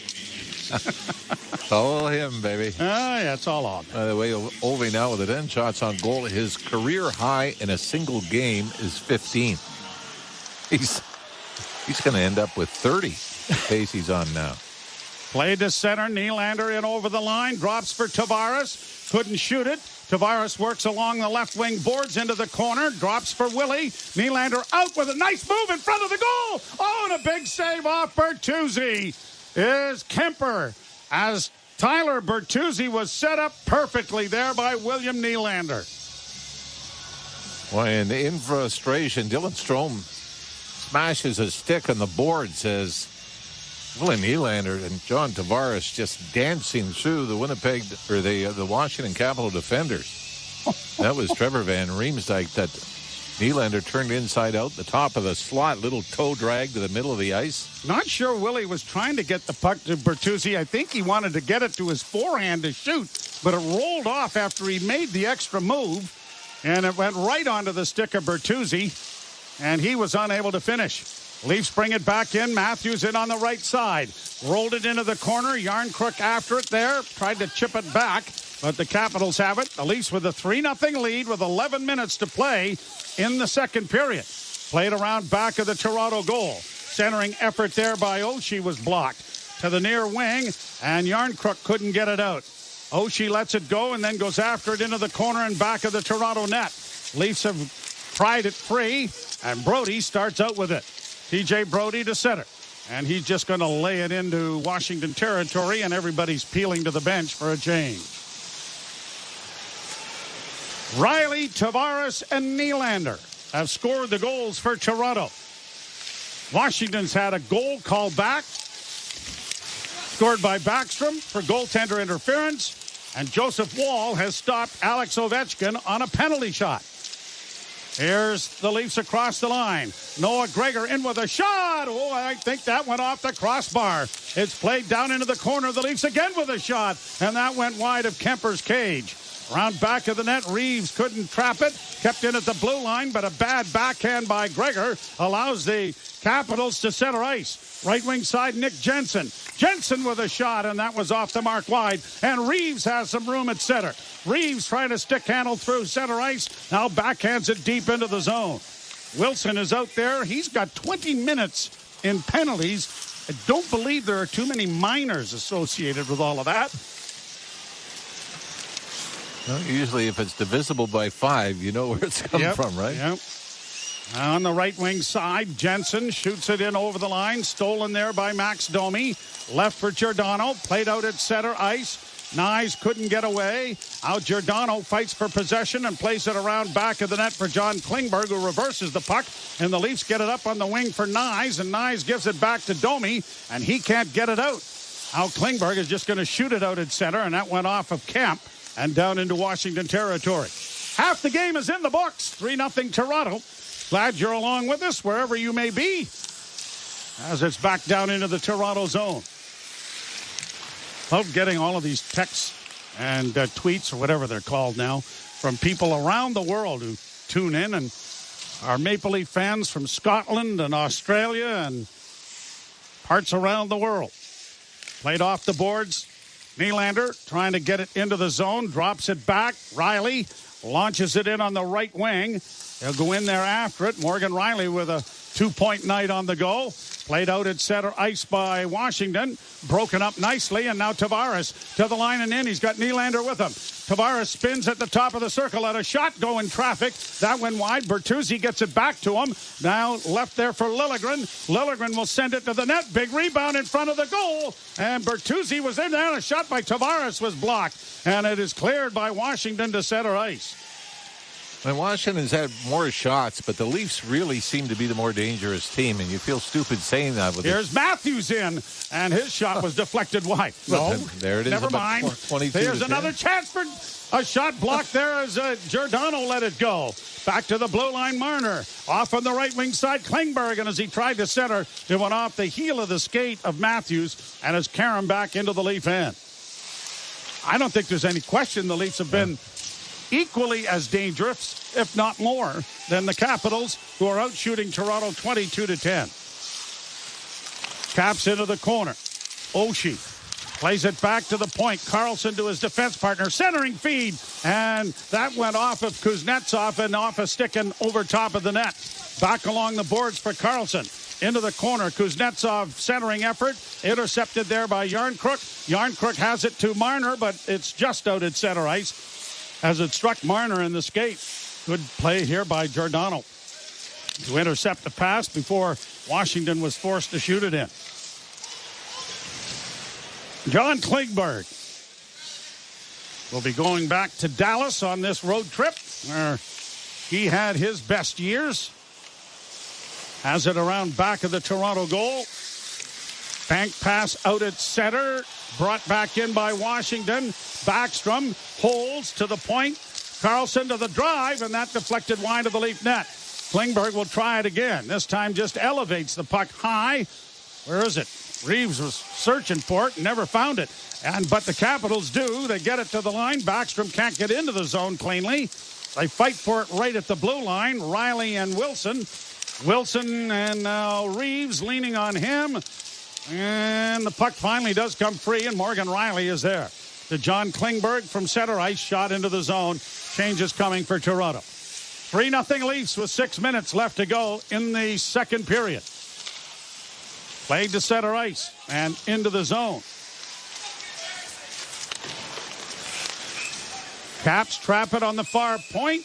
Too many men or unsportsmanlike? This is a rather emphatic call from the official. Unsportsmanlike conduct. They're always a lot more visual with that. And by the way, number 43. So it's Tom Wilson that's going to go. All right. But that was like an umpire throwing somebody out of the game, wasn't it? Yes, it was. It is a 3-0 Toronto lead and a power play for the Maple Leafs coming your way. You're listening to Molson Leaf Hockey on Sportsnet 590, The Fan, and the Maple Leafs Radio Network. If you're a soccer fan, you know that this music means one thing. The Champions League is on Sirius XM FC. Hat-trick for Erling Haaland. Kane scores! The top teams from around Europe are battling for club soccer's holy grail. Real Madrid do what they do best. What a start for Inter! Hear all the top Champions League matches all tournament long on Sirius XM FC 157 and streaming on the Sirius XM app. The Power Play with Steve Koulias. Sabres signed Rasmus Dahlin to an 8-year, that's the max, $11 million contract. This contract is more than Fox and Makar and McAvoy and Heiskanen and Hughes and Werenski.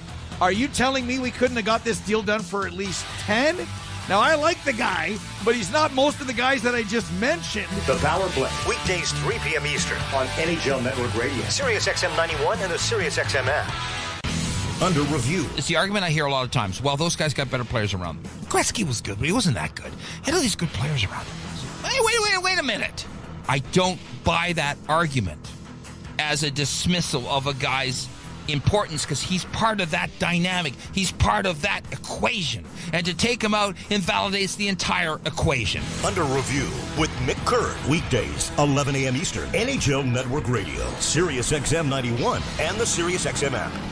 Hi, this is Ray Hudson, and for all the biggest matches from club soccer's holy grail, the UEFA Champions League, tune in to Sirius XM FC 157. Radio Network. An unsportsmanlike conduct penalty going to Tom Wilson. Wilson was taken down and didn't like the fact that there wasn't a penalty called and let it be known to the officials, but obviously said a little more than he should have. Leafs on the power play. On the right wing side, Nylander holds back to the blue line to Klingberg. Klingberg to Matthews, closing down low. Marner centering pass, and it's gobbled up and cleared to the line, but not out. Good play by Klingberg to keep it alive. Has it again. Klingberg walks to the far side, back to Matthews. Pass down low, Marner doesn't make the crease pass. Now sends it in front. Backhand by Tavares. Jammed at by Nylander, and it just went wide. Now the Capitals are going to get it out and down the ice. Still no addition to the goal for Nylander for Joseph Wall.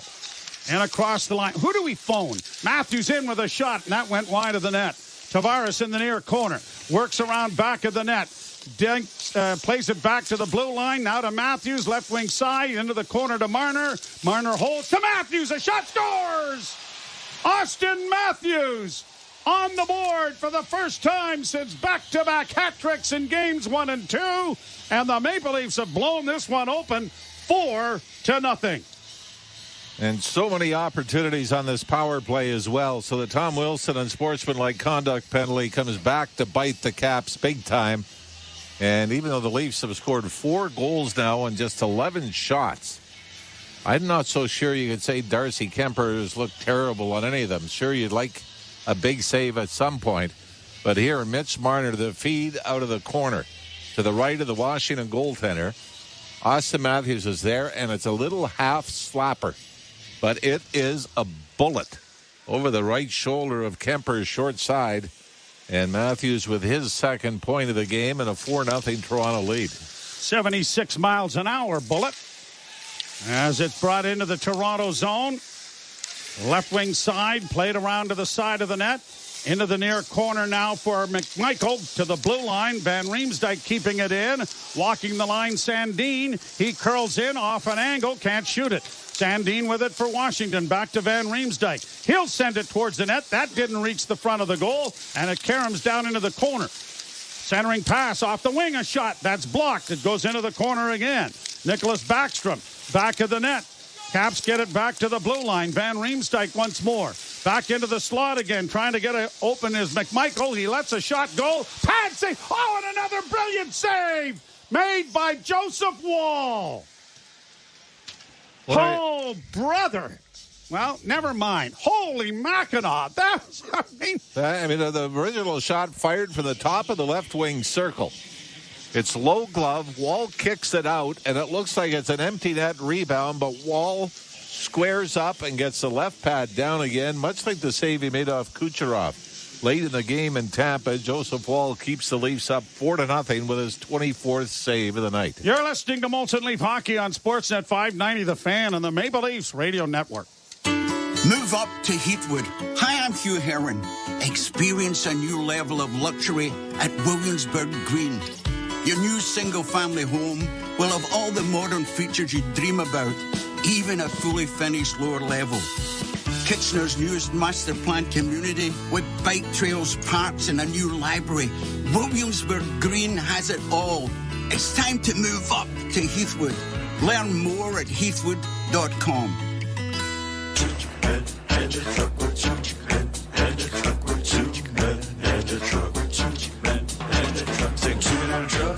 Truck.ca. So when you gotta move, all moving day.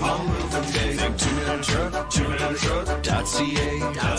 Cause all of us movers are not the same. So that's our company name, 2-minute-truck.ca. We're lots of men with lots of trucks, so give us a call today. We interrupt this commercial break for an important news bulletin. Desjardins Insurance was spotted downtown helping everyone in its path. Unpredictable weather, fallen tree branches, wayward baseballs flying towards second-story windows. Desjardins Insurance is helping Canadians through it all. Is there nothing this large and friendly ally won't do for neighbors in need? Never before have we seen insurance with a heart so big it shows. Desjardins Insurance, home and auto. Learn more at desjardins.com/heart. You're listening to Toronto Maple Leafs Hockey on Sportsnet 590 The Fan and the Leafs Radio Network. Matthews from Marner and Klingberg on the power play. The Leafs' second power play goal of the game. And a 4-0 lead with 3:47 left to play in period number 2 in Washington at the Verizon Center. Played out at center ice, shot by Domi right back into the zone. Nyes on the move into the corner on the forecheck. Domi intercepted, tried to play it in front of the net. He had Camp going to the front of the goal, but the Capitals are able to break it up. Ovechkin in on the right side, had it knocked off his stick. Kept alive by Washington, played into the near boards. Grabbed there by Domi, fed ahead at center for Camp with Nyes. Camp goes wide, got around one man, knocked the stick out of his hands. Nyes gets it back again, now runs into the stick problem. Nyes against the boards, trying to get it freed up from Fervari. Out back to the point for Giordano, a shot, and that was deflected into the corner by Darcy Kemper. Centering pass. Hunter Shepard is the backup goaltender for the Washington Capitals, and he's never played a game in the National Hockey League. If you're wondering why maybe he isn't in the game, that might be the reason. But another shot here, and Joseph Wall gets that blocking glove up and deflects that up into the screen and out of play. Yeah, Charlie Lindgren actually started the first game of the season for the Washington Capitals. Tom Wilson, I believe, has had a couple of scraps against Ottawa and Pittsburgh to start the season. Well, he takes a minor penalty here for unsportsmanlike conduct, and it costs Washington a goal. And I do believe that he had a pretty good case. Some of the things we've seen called in this game, he was taken down just outside the Leaf blue line. There was no call, but he ended up, as you said, taking the penalty for complaining about it. 2:28 to go in the period. Capitals in their own zone, trying to get it ahead. That's broken up. Leafs work it back at center and now drop it back into their own zone. Pass ahead on the left wing for Nylander. Nylander in on the wing and tried to load up the shot, but he had his pocket picked from behind by Kuznetsov, who gets the puck to center, only to have it turned over at the Leaf blue line by Brody. Bertuzzi jamming at it, trying to keep it in, but it bounces to center ice. Brody demonstrates that he won't be playing for Toronto FC next year. Here's a chance for Kuznetsov, and as he made the pass back, it was intercepted, but a penalty coming to Toronto. Cleared out into the center ice area. Minute 45 to go in the period. The Leafs will touch the puck And the Capitals will go to their third power play opportunity of the game as Brody, who got into trouble when we demonstrated he didn't have very good soccer skills and ended up tripping up the Washington player. So 1:44 to go. 25-13 the shots. Capitals 4-0 the score for the Leafs. By the way, you're talking about getting messages from people that are listening around the world. Dave Powell is in Cuba listening to the game. Bet he's on the beach, too. Probably got a drink with a flower in his head, too. Good. We don't have any. Back to the point here, the Capitals. I'll bring a flower next game. Off on the right wing side. Intermission will break up the power play as Wall gets his glove on top of the rolling puck at the side of the net with Oshie trying to jam it in. I think one of the things is when a goalie gets on a roll and you have that extreme confidence in the guy between the pipes, you don't play as tight or as nervous, and you don't have everybody trying to collapse all the time and take away all the shooting lanes because you figure if one gets through, it's going to find the back of the net. And Joseph Wall, I mean, that confidence becomes contagious. And like we said, the shots on goal are 2-1 favoring the Capitals at 26-13. But the Leafs, you saw it even on the power plays. Let him see it. And he's got a, chance to stop it. Yep. Kuznetsov back to the blue line. Carlson with a shot in traffic. Blocked. Played off on the wing. Kuznetsov back to the point. Another shot by Carlson. That was stopped. Another drive. Oh, it doesn't look like it hit the Leaf player right in the face, but it might have been the helmet. That was Jake McCabe. Yes. Loose puck now in front of the Leaf goal is backhanded high. Oh, that was really scary. Well, that really scary. That was a one-time blast from the right wing circle that just zipped. I mean, it might have been just the air that Jake McCabe felt. That just missed the side of his head. 46 seconds left in the period. Giordano sends it into the corner. Ovechkin is there. Chipped along the boards and back of the net. Along the wall for Oshie to back to Carlson. Over to Ovechkin. Back to Carlson. Carlson, one-timer Ovechkin coming. Blocked nicely there by Giordano. Played ahead, and Camp is going to roll the puck out into the center ice area. 20 seconds left in the period. Leafs would like to have that sheet nice and clean here as it comes on the wing and a shot, and again Wall comes across to make a save on Ovechkin. Another centering pass, and they score! Ovechkin off to the side, redirects it in, and the Capitals get on the board on a power play after Joseph Wall had made a number of good saves. And here are the Leafs penalty killers. All four of them get trapped to the right of Joe Wall. The puck comes out to the middle of the ice, and Joseph Wall has to make a decision. And he decides he's going to go out and challenge at the top of the crease, but Alex Ovechkin was wide open to his left.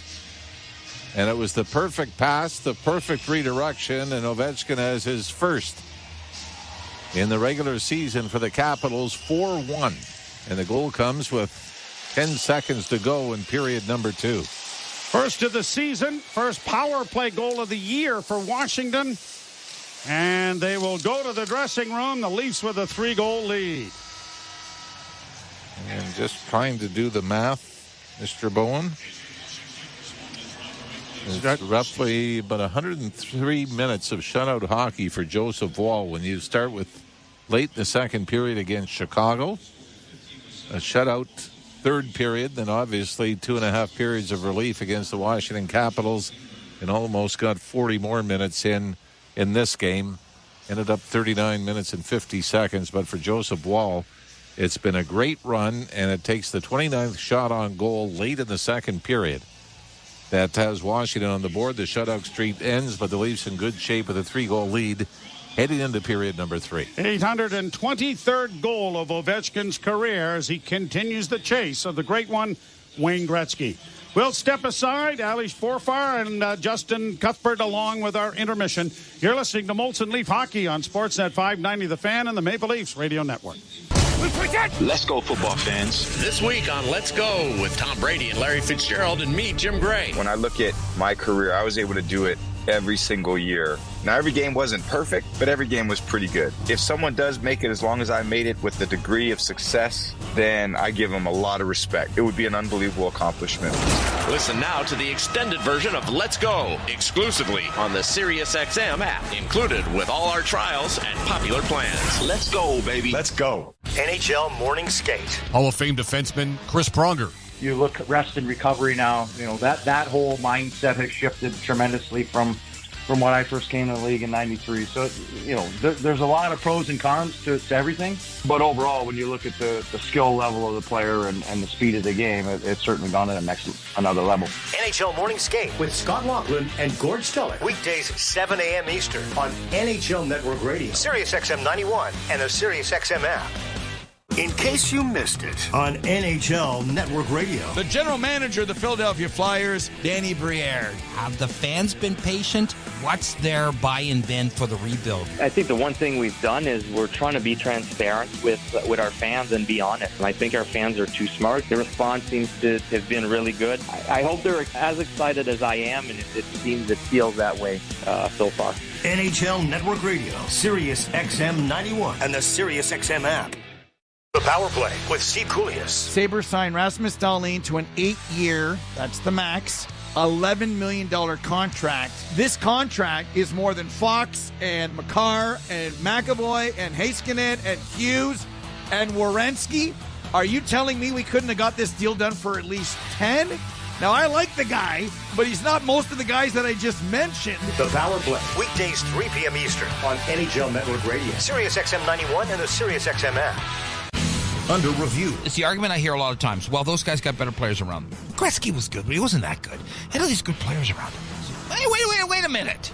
I don't buy that argument as a dismissal of a guy's importance because he's part of that dynamic. He's part of that equation. And to take him out invalidates the entire equation. Under review with Mick Kerr. Weekdays, 11 a.m. Eastern. NHL Network Radio, Sirius XM 91, and the Sirius XM app.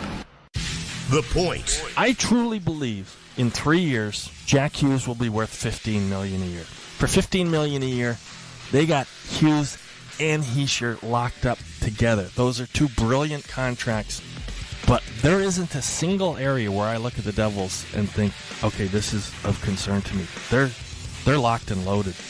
The Point with Boomer Gordon. Weekdays, 1 p.m. Eastern. NHL Network Radio, Sirius XM 91, and the Sirius XM app. If you're a soccer fan, you know that this music means one thing. The Champions League is on Sirius XM FC. Hat-trick for Erling Haaland. Kane scores! The top teams from around Europe are battling for club soccer's holy grail. Real Madrid do what they do best. What a start for Inter! Hear all the top Champions League matches all tournament long on Sirius XM FC 157 and streaming on the Sirius XM app. Join me, Gord Stellick, and Scott Laughlin as we recap the night that was on NHL Morning Skate, weekday mornings at 7 a.m. Eastern on NHL Network Radio, Sirius XM 91. Leafs Radio Network.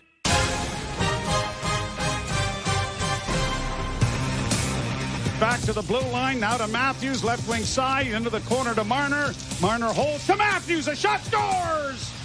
Austin Matthews on the board for the first time since back-to-back hat-tricks in games 1 and 2. And the Maple Leafs have blown this one open 4-0. Welcome back to Molson Leafs Hockey on Sportsnet 590, The Fan on the Maple Leafs Radio Network. Justin Cuthbert and Ailish Forfar. Yeah, Bones, he said they blew it wide open. And then Ovi got rid of all of our stats. We had a full collection of... We had a stats bonanza We prepared. had everything you'd ever want to know or not even need to know about why Ovechkin has not scored and how long since, but he put one in right at the end of the period just to ruin all our hard work. And ruin what could have been the single greatest performance by a goaltender in a game versus Alexander Ovechkin. He, of course, has had 15 shots in a period before. In a game. Our buddy Peter Mrazek had 15 saves. 15 for 15 on Ovi on a night where he recorded a 38-save hat-trick. It was not to be for Joseph Woll, unfortunately. But he did score on his 13th shot on goal. I think he was hungry for that first one, and he finally got it. Peter Mrazek had a 38-save shutout and saved 15 of Ovi's shots. That's a weird collision of names and numbers. November 10th, 2015. Yeesh. Long before Peter Mrazek was acquired on that fateful July 1. Okay, so Ovi finally scores on the power play. That actually creates his 300th power play goal in his career. He's 71 back from Gretzky, so the ball's rolling again, okay? It's been a little while since he put the puck in the net.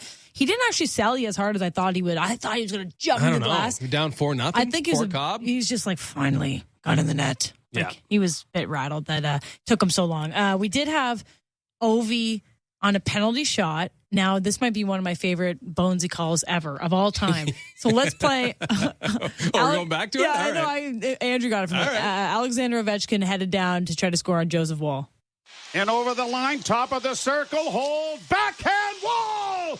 Stuffs that down Ovi's throat with a blocking glove save and steers it into the corner. Very calm, cool, and collected. Oh, that's legend stuff right there. That was, legend stuff. And a legendary-ish moment for Joseph Wall. I mean, it's Ovi on a penalty shot. We're talking about how calm this guy is. And if Alexander Ovechkin's steaming down on you on a penalty shot, like, I don't know, maybe it would affect me just a little bit, but it doesn't seem to affect Joseph Wall, who looks unbelievable. And again, he's unfazed. You cannot get the starter's role in one night. One night does not make a starter in the NHL or for the Toronto Maple Leafs. But we wanted to see something from Joseph Wall in this game. We were desperate. Leaf fans were desperate for just a great performance by a goaltender this season, and Joseph Wall is providing it. Still 20 minutes to go, but he is the reason the Maple Leafs have a 4-1 lead. The Leafs are getting outshot 29-13. Ovechkin with 13 shots through 2 periods, and Joseph Wall looks absolutely unfazed and cool under fire. It's been a great performance from the Leafs goaltender. So Tavares gets a goal, Nylander gets a goal, and Matthews gets a goal. The big three. Secondary scoring, who needs it? No, you don't. You really don't. Riley with another pass, another point. He gets a nice assist on the Tavares goal, like a shot pass, which was nice. Some power play opportunities for the Maple Leafs that they capitalize. And they've got a 4-1 lead going into the final period. And just quintessential. Sorry, I'll try to say that better next time. Don't pick such a hard word. Quintessential goals from all 3 of them, right? Like, John Tavares is living in the paint, right? And he's scoring all his goals net front. He does it again today. William Nylander off the rush. And how does Austin Matthews score his goals? Well, he just rips it on the power play. And all 3 of them are just like, that's what you expect now from those 3. And we saw it in that second period. Okay, we'll take a quick break and we'll come back with a couple more thoughts before we send it to the third period. You're listening to Molson Leafs Hockey on Sportsnet 590 The Fan and the Maple Leafs Radio Network. They say the game starts when the puck is dropped, right? Wrong.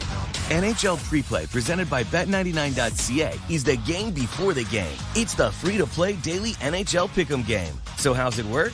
Every game day before the puck is dropped, answer up to 10 questions and earn points for a chance to win $100,000. It's that easy. Score big with the game before the game. Play today on the NHL app or at nhl.com/preplay. We interrupt this commercial break for an important news bulletin.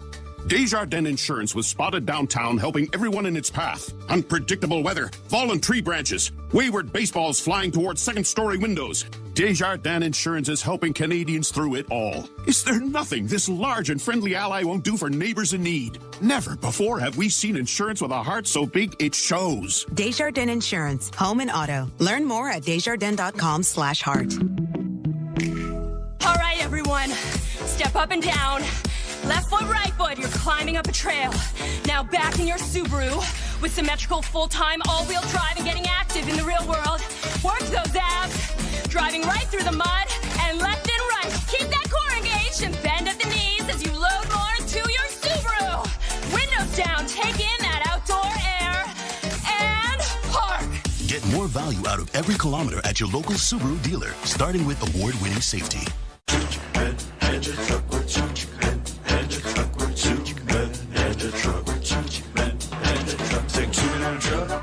Truck.ca. So when you gotta move, all moving day. Think 2-minute truck, 2-minute truck.ca. Cause all of us movers are not the same. So that's our company name, 2-minute truck.ca. We're lots of men with lots of trucks, so give us a call today. Move up to Heathwood. Hi, I'm Hugh Herron. Experience true luxury at Williamsburg Green in Kitchener. Williamsburg Green is everything you want in a community. Enjoy fabulous trails, parks, playgrounds, sports areas, and more. Our beautiful all-brick homes include luxury features you've always dreamed of, even a fully finished lower level. It's time to move up to Heathwood. Learn more at heathwood.com. Hi, it's Catherine from Great Canadian Meat, with lots of yummy things to chew on. Our Great Canadian Meat beef jerky, yum, pepperoni sticks, salami. We make 13 flavors of salami, and you need to try every one. Sausage sticks, mini pepperoni sticks. They all taste great because we handcraft them right here in Whitby using the finest ingredients. Power up and eat some energy. Shop Great Canadian Meat at greatcanadianmeat.com. You're listening to Toronto Maple Leafs hockey. Holy mackerel! 3 goals! He's tied the game! On Sportsnet 590 The Fan and the Leafs Radio Network.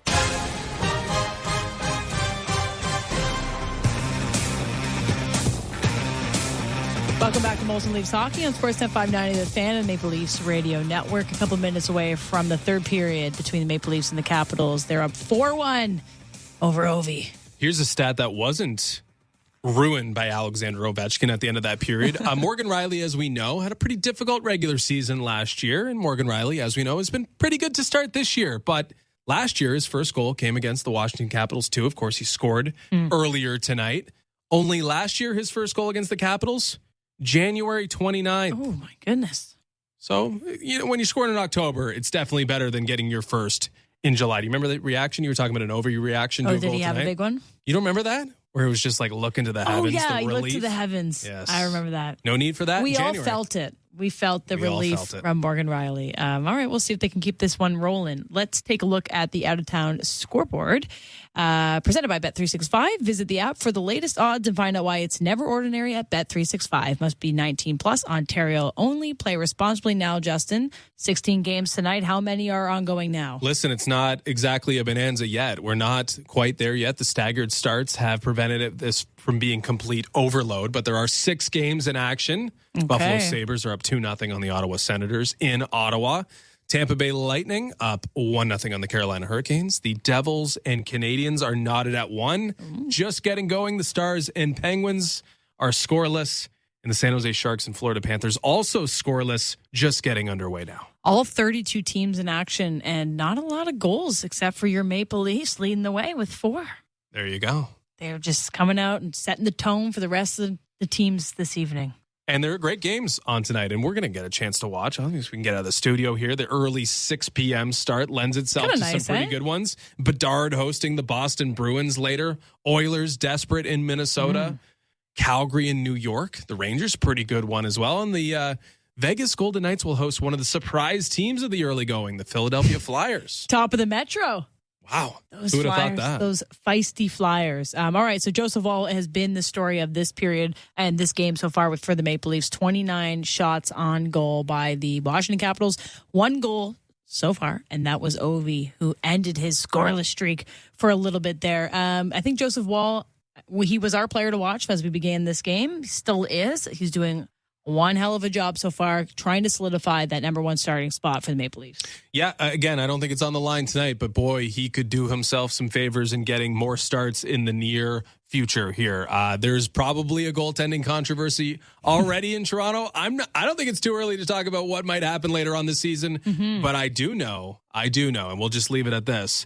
Paying your starting goaltender under $1 million, advantageous when you're looking to build a team and putting together rosters that are ready for the postseason. That sounds about right. We'll see if Joseph Woll can get there.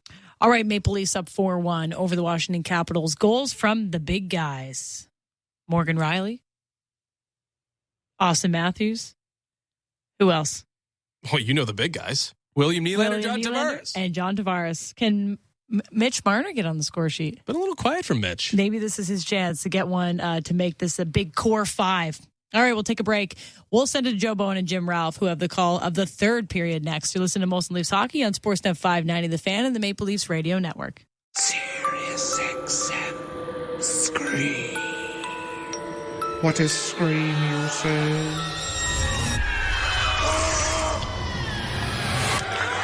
Here's Johnny. Sirius XM Scream, your soundtrack to Halloween, is on now. Channel 107 and on the SXM app. It's here. In case you missed it on NHL Network Radio. The general manager of the Philadelphia Flyers, Danny Briere. Have the fans been patient? What's their buy-in been for the rebuild? I think the one thing we've done is we're trying to be transparent with our fans and be honest. I think our fans are too smart. The response seems to have been really good. I hope they're as excited as I am, and it feels that way so far. NHL Network Radio, Sirius XM 91, and the Sirius XM app. If you're a soccer fan, you know that this music means one thing. The Champions League is on Sirius XM FC. Hat-trick for Erling Haaland. Kane scores! The top teams from around Europe are battling for club soccer's holy grail. Real Madrid do what they do best. What a start for Inter. Hear all the top Champions League matches all tournament long on Sirius XM FC 157 and streaming on the Sirius XM app. Join me, Gord Stellick, and Scott Laughlin as we recap the night that was on NHL Morning Skate, weekday mornings at 7 a.m. Eastern on NHL Network Radio, Sirius XM 91. The biggest names in the game. Trying to get behind Ristolainen, walks in, put it between his legs, shoots it, score! NHL play-by-play on Sirius XM. The best hockey lives here. Burns gets it back, stick handles to the backhand, moves in front, score! NHL play-by-play on Sirius XM.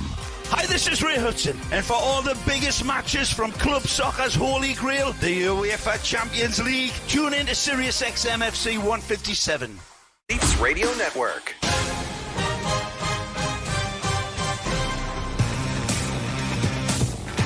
Maple Leafs lead 4-1 heading to the third period of play. They've been outshot 29-14. But the goals have come from Riley, Tavares, Nylander, and Matthews, two of them on the power play. And Joseph Woll has been outstanding in goal for Toronto. And please, check the math at home. But what I have, our shutout streak for Joseph Woll that has just ended, 113 minutes and 31 seconds. How about going that long and not having a shutout in there? Yep. It started the third period. Shut out the Blackhawks despite taking the loss in that game. And then, of course, in relief for 2.5 periods a couple of nights ago in Tampa. Shot down into the Toronto zone. They defend the goal to the left here to start the period. Down back of the net. Oshie trying to work free. Got it into the slot. Comes back to the point. No one home. And a race for the puck now with Nylander in pursuit. He'll get it down into the near corner. And then mishandled it and went easily behind the net. No one there. That was a wasted opportunity. Long shoot in on Woll. He scoops it up on the boards but doesn't get it out. And then got some assistance there from Tavares, who clears and gets it out into the center ice area. Boy, should have been a penalty there. I don't know if the back official has his arm up, but Tyler Bertuzzi pitchforked his man off the ice. Nope. 19 minutes to go here in the third. Leafs have it at their own blue line. Lilligren launches it high. That's a high stick knocked down by Marner. But the Capitals come away with it. And they're going to work it up at center and knock it down into the Toronto end. Lilligren is taken down back of the goal. Wilson goes into the corner. The Toronto native gets it back to the blue line. Just kept in there. Wilson rattling around the boards. It's going to come to the left wing side. Trapping it is Sandin. Rasmus Sandin in deeper. Wilson trying to dig it along the boards with Matthews and Marner. And the puck does come free. And it is McCabe with a pass ahead off the skate of Marner. But it's going to be an icing call against Toronto. And it'll come back into the Maple Leaf zone. Leafs will have the day off tomorrow and are in Dallas on Thursday night. And an 8 o'clock start as the Maple Leafs road trip continues. And then on to Nashville after that for a Saturday game. Well, we're taking a look at that shot again that just missed Jake McCabe late in the second period. And the way he reacted. I thought he got it right. But I think McCabe was waiting for some pain as he went down, thinking that it might have grazed him a bit. Yep. Oh, he was very, very fortunate. Puck on the far side. Oshie sends it around back of the net. Leafs fighting for possession. Knocked down on the play was Liljegren. Centering effort was stopped. Puck is still in the corner and now pushed ahead, and Marner has a little skating room. He'll get to center and then fire it deep into Washington territory. A much-needed change for the Maple Leafs coming here. On the boards, Jensen. Nyes mirrors him. The puck dropped back to his defense partner. Jensen gets it returned and now fires in from the right wing side to get it into the Leaf end. Klingberg, a pass over on the left wing side, and Domi is away on the boards. Domi to the line and in with Nyes. Took a shot that was easily caught by Darcy Kemper and held. We mentioned that Hunter Shepard is the backup goaltender, and he hasn't played a minute of National Hockey League play, but he had a hell of a year last year. Calder Cup MVP with Hershey, back-to-back NCAA titles with the University of Minnesota Duluth. So a young goaltender with a pretty good pedigree is backing up here tonight. Joseph Wall, by the way, does have a shutout in his NHL career. Came in his second start a couple of years ago. First start, he won 5-4 in Buffalo, and then start number 2, shut out the New York Islanders. That was the Leafs' first game, I believe, in the new building where the Islanders play. Down along the boards, puck squirts free, but no one can get their stick on it cleanly until it's dragged out at center ice by Toronto and brought to the line and in. Camp takes a shot from an angle, but it's going to deflect and go up into the screen and out of play, and we're just shy of playing 3 minutes here into the third period. The Leafs with a 4-1 lead. Alex Ovechkin on the board for the first time this season. Goal number 823 as he continues to chase what a lot of people thought was just an impossible record, maybe. Wayne Gretzky's his points record is. Yeah. That is going to take a little work. Even the 92 goals in a season might be. Yep. Asking a little too much. Rolling puck in on Wall. Scooped aside to the left wing boards for Riley. Up ahead at center for Gregor. Noah Gregor in with a long shot. Deflected wide of the Washington goal. Reeves able to play it into the corner. Two of the Leafs in there fighting for it, but Holmberg couldn't come up with it. And now the Capitals back the other way as Reeves gets a bit of a hit in on one of the Caps. In on the left wing, Backstrom. Centering pass, intercepted by Toronto. Holmberg in good position to find Noah Gregor. And Gregor with a little room now backhands it out at center ice. Well, Noah Gregor, for a guy that doesn't get a lot of ice time, has some pretty memorable shifts, doesn't he? Scored the first goal of the season for the Leafs against Jake Allen and the Montreal Canadiens. But just noticing his speed and how well he manages the puck. And position-wise, he does a great job of, being in the right spot, especially defensively. Puck along the boards. Oshie stepped into Liljegren. And Tavares is able to, come away with it. Wall was going to cover it up, John. Tavares, no, I got it here. So he took it right from underneath Wall's glove. You want an assist or what? Yeah. We didn't get to the first one. I'll see what I can do here. Deflects down now and into the Toronto bench and out of play. Wall almost had to kind of look underneath his glove. Where'd that go? It was right here. I had this thing. How did that work out? Yeah, I got this, kid. Yeah, not a problem. So the face-off is coming in the center ice area. Well, we talked about how important it was to get the secondary scoring from Matthew Nyes Saturday in Tampa. But here we are today. Riley, Tavares, Nylander, and Matthews, the goal scorers, and a 4-1 Leaf lead. And, of course, when they don't score, everybody's upset at that. Yeah. So, you know what? If they're going to score every night, I'm all for it. Played along the boards in the Washington zone. When you look at the box score in Edmonton, when the Oilers are rolling and playing well. Two guys' names are in it a lot, aren't they? It ain't the secondary scoring. No. You could say that Zach Hyman or Evander Kane have contributed. Played into the zone. Giordano regroups the puck with Klingberg. Nice outlet for Matthews. Matthews to center. He's going to shoot it in. Yarncrook down the boards. Plays it around back of the net for Matthews. Matthews looking in front of the goal for Domi, who's in over the boards. And now a bouncing shot just went wide of the Washington goal. Matthews back of the net, eludes a couple. Works back to the point once more. Brody, left wing side, Riley. Back to Brody. Brody sends it towards the net, but purposely wide. Out Domi trying to slip it out in front. And it got a little too close to Darcy Kemper, who was down on all fours to smother and hold for a face-off in the Washington zone with 14:38 left to play here in period number 3, and the Leafs leading 4-1. And we talk about people listening to us, somebody vacationing in Dublin, and then someone else in Argentina who just happens to be a hockey fan too. So we thank you all. Well, that's a pretty strong signal we got here. Well, I got the mice working overtime tonight. They're really working on that treadmill, I'll tell you.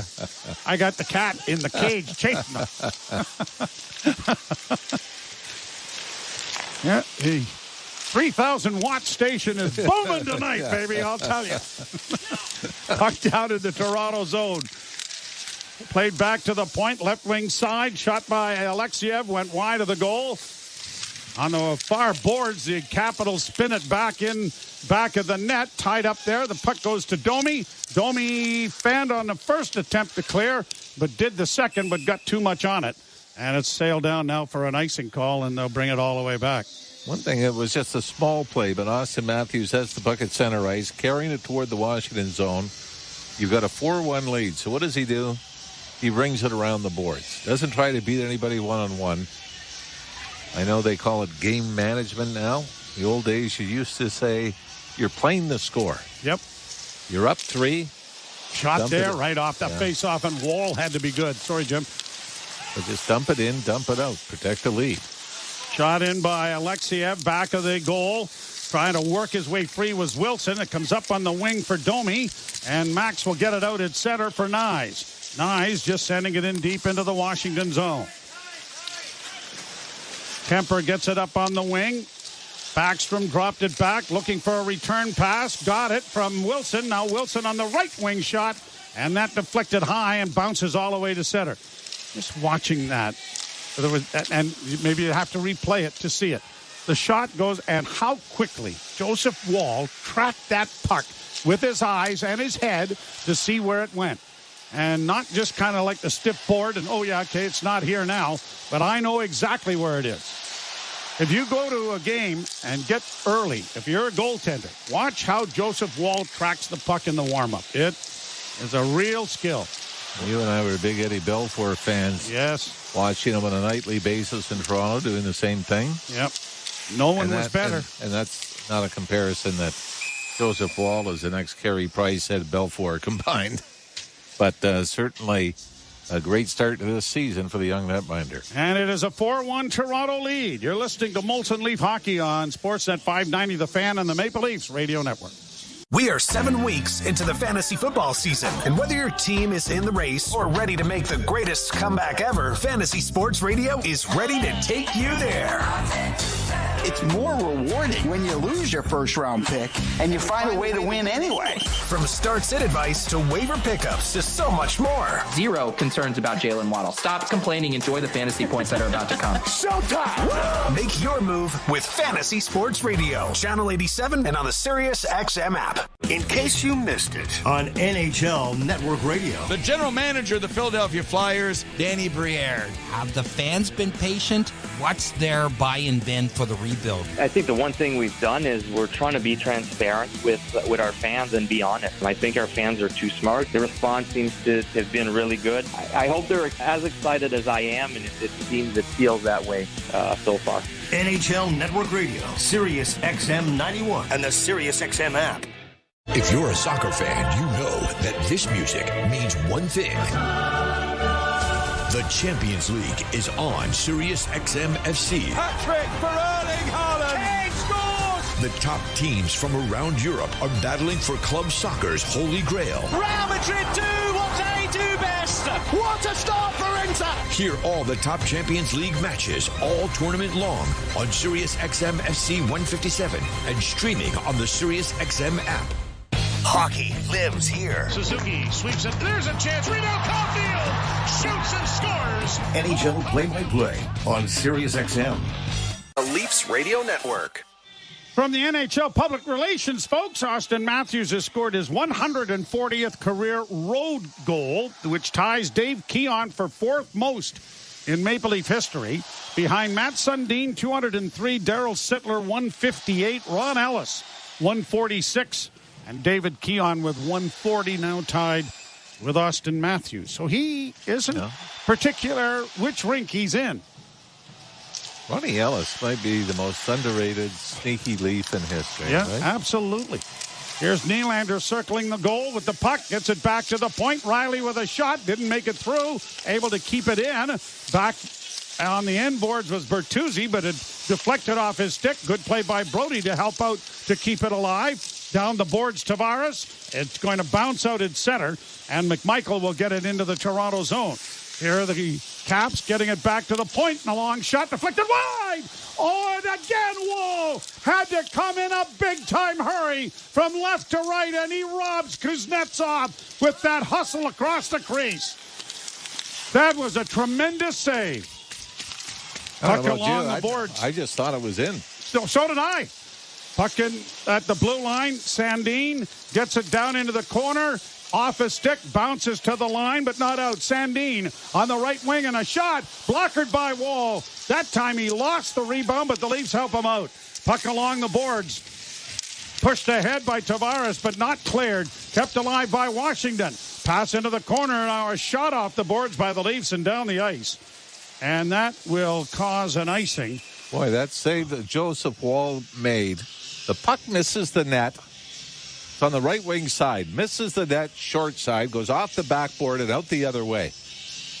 And it just looks like this is an open net tap in, and somehow Kuznetsov delivers it towards the net. Joseph Wall goes post to post. Not only goes post to post, Joe, but he squares up. It's not like he's face down just trying to get the pad and glove over. He turns, squares his shoulders, and somehow gets a piece of it. Carlson's shot deflected to the far boards. Bertuzzi again wrapping at it and just ices the puck. And another face-off coming in the Toronto zone. Just a tremendous push with the left leg. Yeah. I mean, just... Now look, you know, the next thing I think we're going to talk about, Joe, with Joseph Wall, is after he has a bad game, how does he respond? You know, you shake it off. And hopefully for Joseph Wall, he's going to have lots of bad games because his career will be that long.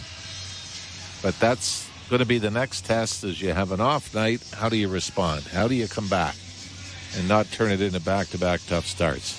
It will happen at some point this year where he's going to have a rough outing. Well, right now, he's earned the net. And with days off between games, there is absolutely no reason at this point to make any kind of a change. I mean, you got to run with him while the iron's hot, right? Shot in traffic. Wall got a piece of that, deflected it wide. Back to the point again for Dylan Strom. To the point, a shot. That went off something in front of the net and went wide. And again, the Leafs ice the puck.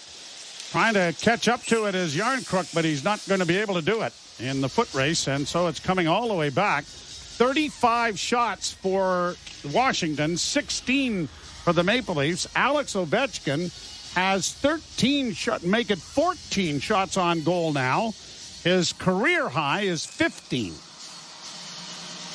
Well, when you consider how odd that is in this game, as Ovechkin has 14, the Leafs have 16. Draw one by Washington. Leafs are able to play it ahead. And Yarncrook gets to center and gets it down into the zone this time. Matthews and Marner are there with him. Marner trying to tip the puck out in front of the net. And had he done so, Matthews was all by his lonesome. Now here are the Capitals back in their own zone with Rasmus Sandin starting out. Midway part of this period coming up in 26 seconds with the Leafs leading by a score of 4-1. And it is tipped out into the center ice area. Sandin will go back to it. Sandin comes out of his own zone. Weaves to the left wing and at center. Shoots it around the boards. Trapped on the far wing by Domi. Backhanded off the glass to center. Kept in down forward. Nice move. Nice in. And then it rolled away from him before he could deliver the shot. Capitals get it back out at center. Domi couldn't come up with it. Left wing side is intercepted, brought on by Brody. Brody in on the right wing, pulls up at the top of the circle, tried to send it in as Domi was cutting across, but it went behind him. Puck around back of the net. Max Domi after it again. Cycles it back into the near corner, and Nyes is in pursuit. He won't get to it ahead of the forward Malenstein, and now here are the Capitals breaking it out. 9.5 minutes to go in the third. The Leafs with a 4-1 lead. Shot on the far side, unable to deliver it was Protas, and now it is set around the boards and down into Washington territory. Way out of the goal is Kemper to play it away. There's no one there, and it wasn't going to be an icing. Well, pretty smart of him to jump out and do that as well, because Pontus Holmberg would have been able to pick it up off the boards and take it right to the net. Here's Holmberg against the wall, playing it in. Didn't reach Ryan Reeves. Reeves then steals the puck into the slot area. Back for Reeves, and it went by him before he could redirect. Kept alive by Liljegren to the far wing. Leafs have it on the left wing boards. Trapped there is McCabe. McCabe back on his skates, looking for Reeves. Works to the side of the goal. Chipped it into the corner for Reeves. Ryan Reeves trying to return the favor. Back of the net. Pontus Holmberg couldn't come up with it. But a good bit of forechecking being done here by Toronto. And the fourth line does its job. Get out there, get a couple of hits in, keep the puck in the other guy's end of the rink, get off. Let the guys with the snipers get off. In that order. In that order, exactly. Ferrari regrouping here for Washington. Went off the stick of Nylander. Now brought to center ice and shot in over the line by Dylan Strome. Chipped along the boards then for Nylander. Got it freed up for Klingberg. He circles back, returns the favor. Nylander at center. To the line and in on the right side. Makes a nice little play to himself in the corner. Now sending it around the boards to the defenseman Klingberg, who sent it back. Sent to the near side. Ovechkin is there. Ovechkin playing it back into his own zone. And now here the Capitals. A long lead pass for Alex Ovechkin. Two out covered by Klingberg, but the puck recovered by Washington. Shot blocked. Nylander with control. And he's going to get it out at center ice. Leafs have given up some opportunities here in the third period, but they've really done a good job of making smart little plays. Backstrom in. Pass into the slots. Nice little play made there by Yarncrook, to your point, and brought by Matthews to the line. Knocked with a high stick. No, not a high stick. Play goes on. Milano trying to get across the line, but he puts himself offside. And so it'll be a face-off in neutral ice when we return. The Maple Leafs 4, the Washington Capitals 1. You're listening to Molson Leaf Hockey on Sportsnet 590, The Fan, and the Maple Leafs Radio Network. At Bet365, we don't do ordinary. That's why we've introduced Same Game Parlay Plus. It's a game changer. Making a same game parlay across different games has never been easier. Because the biggest games and most popular market introduced Same Game Parlay Plus. It's a game changer. Making a same game parlay across different games has never been easier. Because the biggest games and most popular markets are now all in one place. Check out Same Game Parlay Plus and find out why it's never ordinary at Bet365. Must be 19 or older. Ontario only. Please play responsibly. If you or someone you know has concerns about gambling, visit connectsontario.ca. Do more in a reliable Subaru, they said. Enjoy more time together to go more places with symmetrical full-time all-wheel drive, they said. More award-winning safety for more peace of mind, but to listen to one song over and over again with fantastic acoustics. I love you, family, but the singing, nobody warned me about the singing. Hurry to your local Subaru dealer and get more out of every kilometer this fall, including more karaoke. We interrupt this commercial break for an important news bulletin. Desjardins Insurance was spotted downtown helping everyone in its path. Unpredictable weather, fallen tree branches, wayward baseballs flying towards second-story windows. Desjardins Insurance is helping Canadians through it all. Is there nothing this large and friendly ally won't do for neighbors in need? Never before have we seen insurance with a heart so big it shows. Desjardins Insurance, home and auto. Learn more at desjardins.com/heart. You're listening to Toronto Maple Leafs hockey. John Tavares set up by Willie. The Leafs win it in overtime. On Sportsnet 590 The Fan and the Leafs Radio Network. Maple Leafs 4, the Washington Capitals 1. And the other games that are underway, Buffalo leading Ottawa 3-1. Tampa Bay 1-0 over Carolina. Montreal and the Devils are tied 1-1. Pittsburgh up 1-0 on Dallas. And Florida and San Jose are scoreless. I think every team in the league playing tonight, yes, are not? Yes, that's why it's called Frozen Frenzy, Mr. Bell. Because it's, yeah, clever, huh? That took an ad agency on one of the big streets in New York to figure out. Left wing side, Sandin, shot. That may have grazed the crossbar and went over into the far corner. Got back to the point. Shot to the front of the goal. And a shot. That went wide. The rebound in front of the goal. Still free. Backstrom back to the blue line. Van Riemsdyk a shot. Hits the side of the goal. Wrap around up temp. Blocked. Knocked down on the play was Brody. Trying to get back on his skates. Now the puck is along the boards, and Matthews gets it ahead, and Yarncrook will just play it off the boards and down into Washington territory, but it's got a little bit too much juice going, and an icing call is the end result. Third period, brought to you by Desjardins Insurance. Insurance with a heart so big it shows. Visit Desjardins.com/heart today. Let's have a 3-goal insurance marker here in the third period. Oh, very good. You picked up on what I was reading. What? Huh?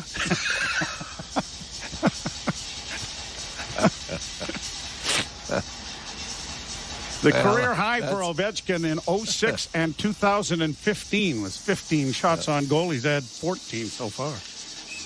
I admire anyone that can read live on the air. Or at any time. Now here, the Leafs breaking it out off a face-off win. Marner to center. His teammates are going to the bench, but he decides to parade in after it. Took a glance over his shoulder to see who was coming off the bench. Back of the net for David Camp. Camp into the near corner. Ridden to the boards heavily there by Fairbury, but it comes weak to the far side. And the Capitals are there with 5:55 to play in the third period. And the Leafs are hoping that clock will run just nicely as Nyes intercepts a pass, but failed to connect cleanly with Domi. Domi down into the corner, now has it up against the wall, trying to pin it there with his skates. Puck still free, Domi working after it. One of the things that Ty Domi was quite good at was working the puck with his feet from the soccer that he played a lot as a kid. And if there was anyone better than Peter Zezel at that, I doubt very strongly. Now here's Nye stepping off the boards, but he couldn't get a shot at the net. Puck in the near corner, Domi unable to reach it. But a good shift here by this line to keep it down in the Washington zone, and they've done it again as Domi intercepts a pass and plays it back at the net. Puck into the corner now. Holmberg and the Washington player both went down. No penalty call on either. Puck freed up for Toronto. Fourth line out there. Here's Nyes still on the ice. Nyes gets wide. Look for a traffic jam in front. And Reeves had to go off his skate and went wide. Leafs keep the puck in at the blue line. Nyes to the bench. Here's a shot in front of the goal. Klingberg tried to set up Holmberg coming off the bench and working the far post on the backdoor play. Puck at center ice. Shot in over the line and into the Leaf zone. Wall leaving it there for Giordano. He'll reverse it into the corner. Poked up on the boards for Reeves. Reeves sidesteps a couple. Works it in back of the net and swings it up on the boards near side for Holmberg. And a quick outlet springs Gregor, who will play it deep into Washington territory. That ate up about 45 seconds of time. 4:10 to play in the third. 4-1, the Leafs with the lead. Another turnover at center. Back by Nylander to Tavares. Tavares goes wide, tried to move to his forehand, but rolled off his stick. Capitals get it out at center. And from about the 10-minute mark, the Maple Leafs have been very industrious in the offensive zone and making sure that there weren't a lot of chances on Joseph Wall. And you know what? Not a lot of high-risk passes in the offensive zone. It's like they're not going to do anything that could be picked off and turn into an odd man rush the other way. So very responsible. Yeah, game management, I know, is the buzzword that they use now, but that's exactly what they've done here with a 3-goal lead. Played down into the Washington zone. It started in Boston. Tried to help out. Yeah, that's right. Here are the Caps in on the right side. Sharp angle shot. Pad save made by Wall. Played around back of the net, and Liljegren will go back to the side of the goal. Quickly play it up in on the right side. Sharp angle shot. Pad save made by Wall. Played around back of the net, and Liljegren will go back to the side of the goal. Quickly play it up on the right wing. He gets it back again from Yarncrook. Chips it back. Yarncrook has it on the wing and goes to the opposite side, and the Leafs are out. McCabe will ring the boards with it to get it to the near side. Matthews tried to drop it back for Liljegren. That didn't work. Marner almost stole it. Then Liljegren was able to keep it in. Walks the line to the left wing side. Now rings the puck around the boards again. Matthews after it again. Stepping out with a shot. And on the short side, Kemper, I think, got his shoulder in the way of that. 2.5 minutes to go. The Leafs trying to close this one out. Leading 4-1, but outshot 37-17. I'm going to pick the first star of the game. Shot down into the Capital zone. Okay, I got Joe Wall at second. Oh, jeez. Played back into the Washington end. Well, that screws that up. Yeah, no. All right. Played off the boards, and I think we're in agreement. Carlson plays it into the corner. Backstrom trying to play it around the boards. Got it back to the point.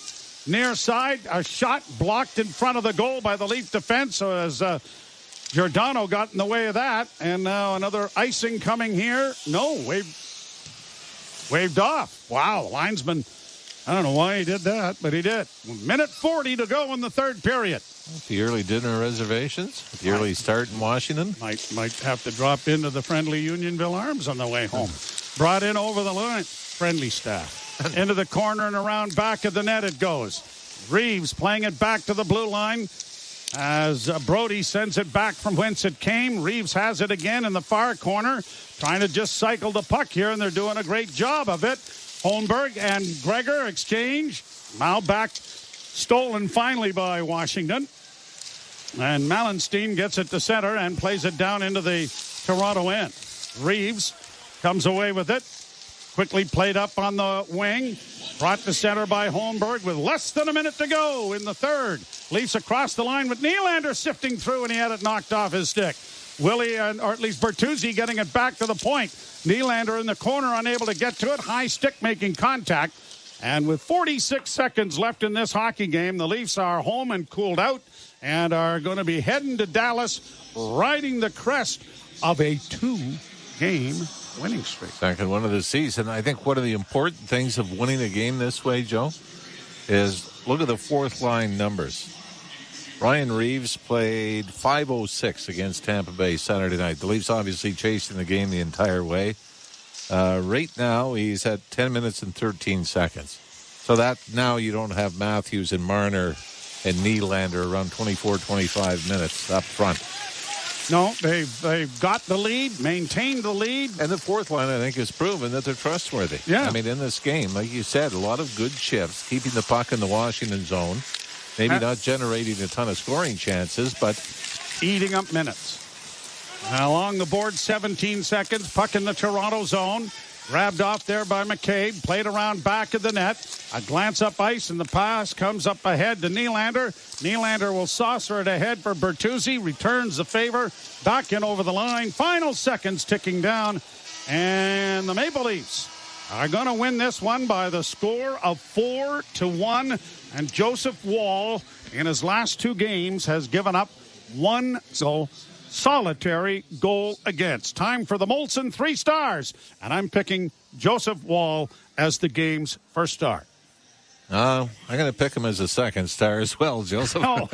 No, we'll throw in Morgan Riley to start. His first goal of the season, he had a 2-point night.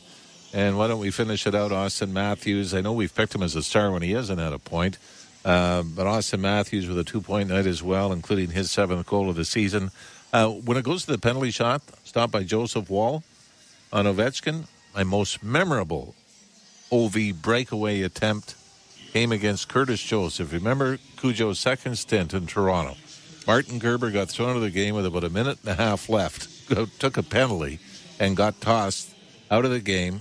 Cujo came in, got the Leafs to overtime. I think Ovechkin had 5 or 6 attempts in overtime. the place went absolutely nuts because he played it was about shades. 7 minutes and was the game's first star. The first star, and it ends. Leafs scored in the shootout. Curtis Joseph never gave up a goal in the shootout, and the last one was a save off Alexander Ovechkin. It might be trivial in the scheme of things in this franchise, but to me it was a wonderful moment because it was Curtis Joseph the way everybody remembered him. Yeah, absolutely. Well, we all remember Joseph Wall, who has now certainly earned a chance to run with the ball. And he's going to be, I would have to think, starting in the game in Dallas. Yeah. And he may, and depending on how that all goes, finish the road trip because there's day off in between. And I understand they need to get Ilya Samsonov playing better. But, I mean, right now, I think it's a technical thing that he's got to work out a lot of it off the ice and on the ice in practice. Yeah, and I'm not opposed to having Sheldon Keefe come out and say, because he did say that Joseph Wall was going to play this game regardless of what happened, and obviously he had to go into the game against Tampa. But Sheldon Keefe said, you know what, this was his game. We looked that far ahead, and I wouldn't have a problem if Sheldon Keefe came out and said, okay, you know what, Joseph Wall's playing Thursday in Dallas, Samsonov's back in Saturday in Nashville to come home. And sometimes what that does is it keeps Samsonov at least focused on what the next start is instead of worrying about when I'm going to get back in and Joseph Wall thinking, well, I got to keep playing well to keep playing because if I don't, they're going to make a switch. So I think it might be a nice thing to do that you come out, whether you say it publicly, but at least tell your goaltenders, look, this is the game you've got. Or Samsonov, you know what, you're playing Thursday. Joseph Wall, you're playing Saturday. Mm-hmm. Then you come home and you probably go back to Joseph Wall. But I kind of like that. You're in a position where both guys are going to get their minutes. But at least come out and say, look, this is your next start. You're not grounded, Ilya Samsonov, until the other guy falters. This is what the assignment is going forward. But the Leafs have to be very, very pleased how the youngster has responded. Well, even we talked about sometimes it's not so much the spectacular saves, which we've seen a lot of from Joseph Wall. It's don't give up the bad one, the iffy one that could deflate your team, and he's been brilliant. All right, we'll step aside for the post-game show. The Leafs win it by a 4-1 count. You're listening to Molson Leaf Hockey on Sportsnet 590, The Fan, and the Maple Leafs Radio Network. Want to hear something scary? Spirits are swirling in the SiriusXM app with creepy Halloween treats. Drift into the dark with Scream Radio. Here's Johnny. Or ride with the devil into Nitro's Halloween Headbangers.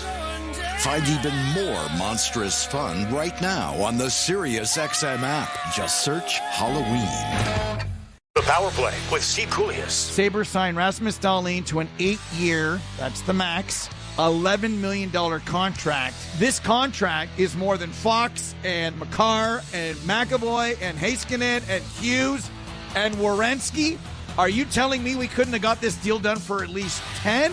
Now, I like the guy, but he's not most of the guys that I just mentioned. The Power Play, weekdays 3 p.m. Eastern on NHL Network Radio, SiriusXM 91, and the SiriusXM app.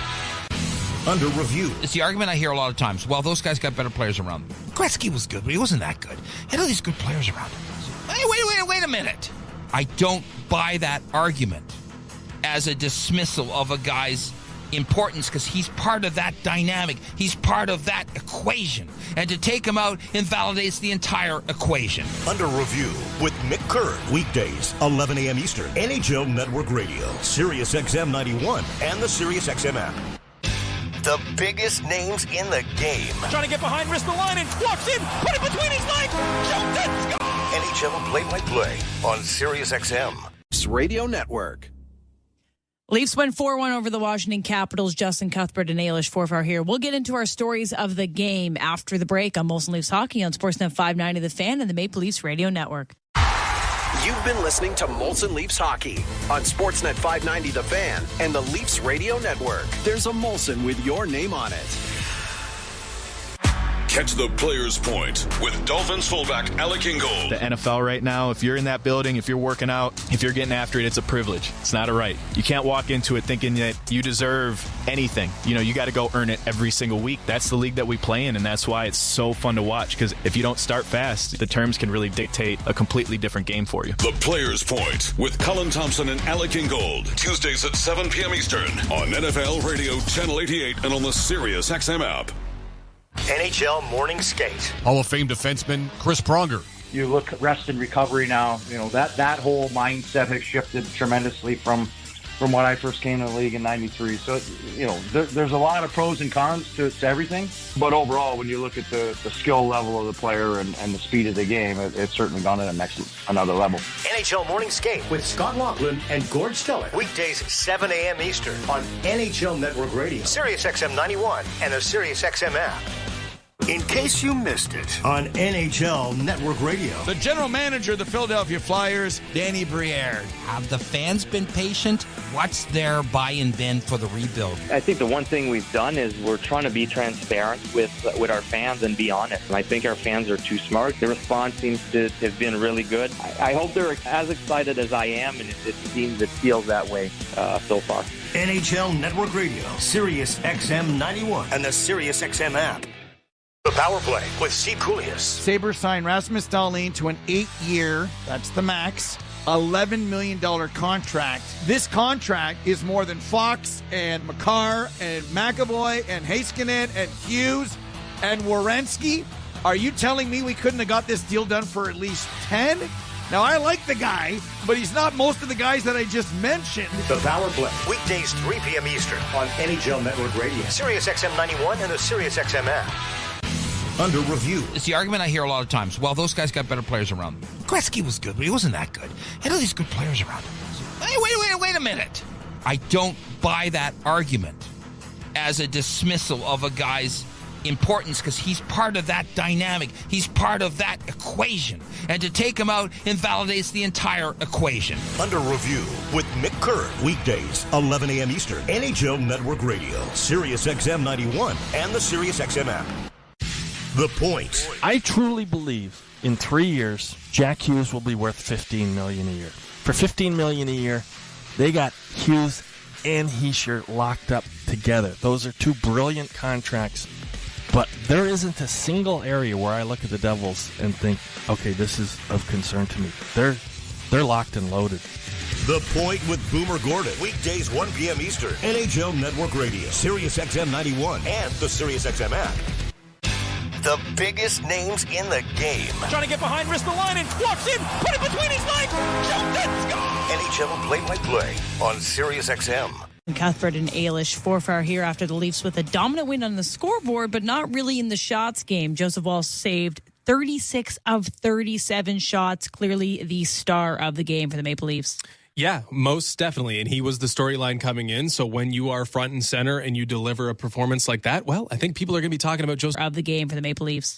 Yeah, most definitely. And he was the storyline coming in. So when you are front and center and you deliver a performance like that, well, I think people are going to be talking about Joseph Wall tonight on Leafs Talk and tomorrow all day. It's definitely got the attention of the Maple Leafs Nation. And I wonder what the players think, because the players are front and center. They're the first ones to formulate these opinions, right, on their guys. They know them better because they see them more. And I would imagine there's an immense confidence in Joseph Woll already building in that room. And that might be the most important thing. Forget what we think. Forget what everybody else is pining for.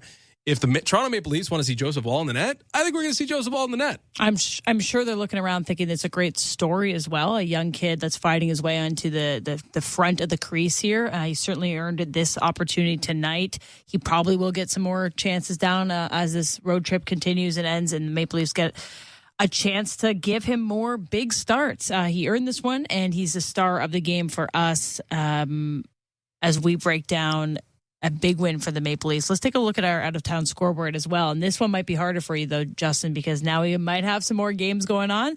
The NHL scoreboard presented by Bet365. Visit the app for the latest odds and find out why it's never ordinary at Bet365. Must be 19 plus, Ontario only. Play responsibly. Yep, those staggered starts are staggering. They're catching up to you. They are catching up.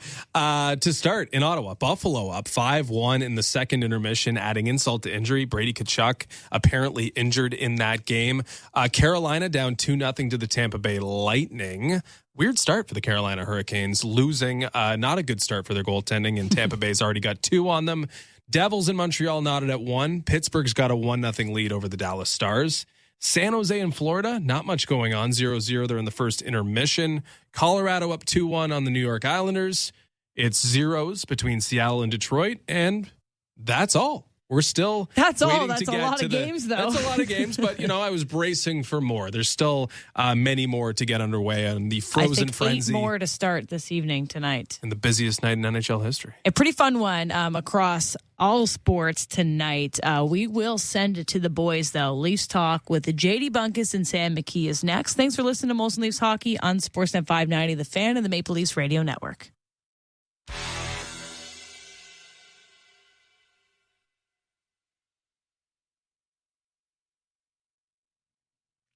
All right, Leafs Talk. JD Bunkus, Sam McKee. The Toronto Maple Leafs win again. Winning streak, buddy. New lines, goaltender.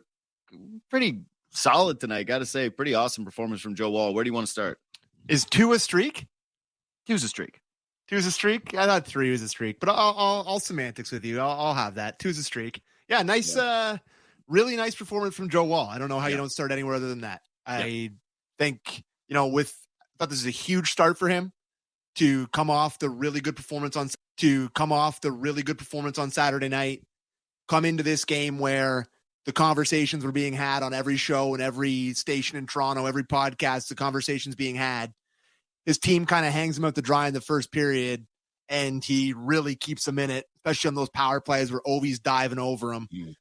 It's a pressure performance from him when there's a lot of conversation. Like, this was an easy spot for a young guy to go in, and just kind of lay an egg with all the pressure, and he goes in and looks as good as he's ever looked. So really big statement night for Joe Woll, in my opinion. I made fun of the quotes before the game because I went, can we just Toronto is just the most hilarious market sometimes. Like, Max Domi has to compare him to Carey Price. He's making his 13th start in the NHL.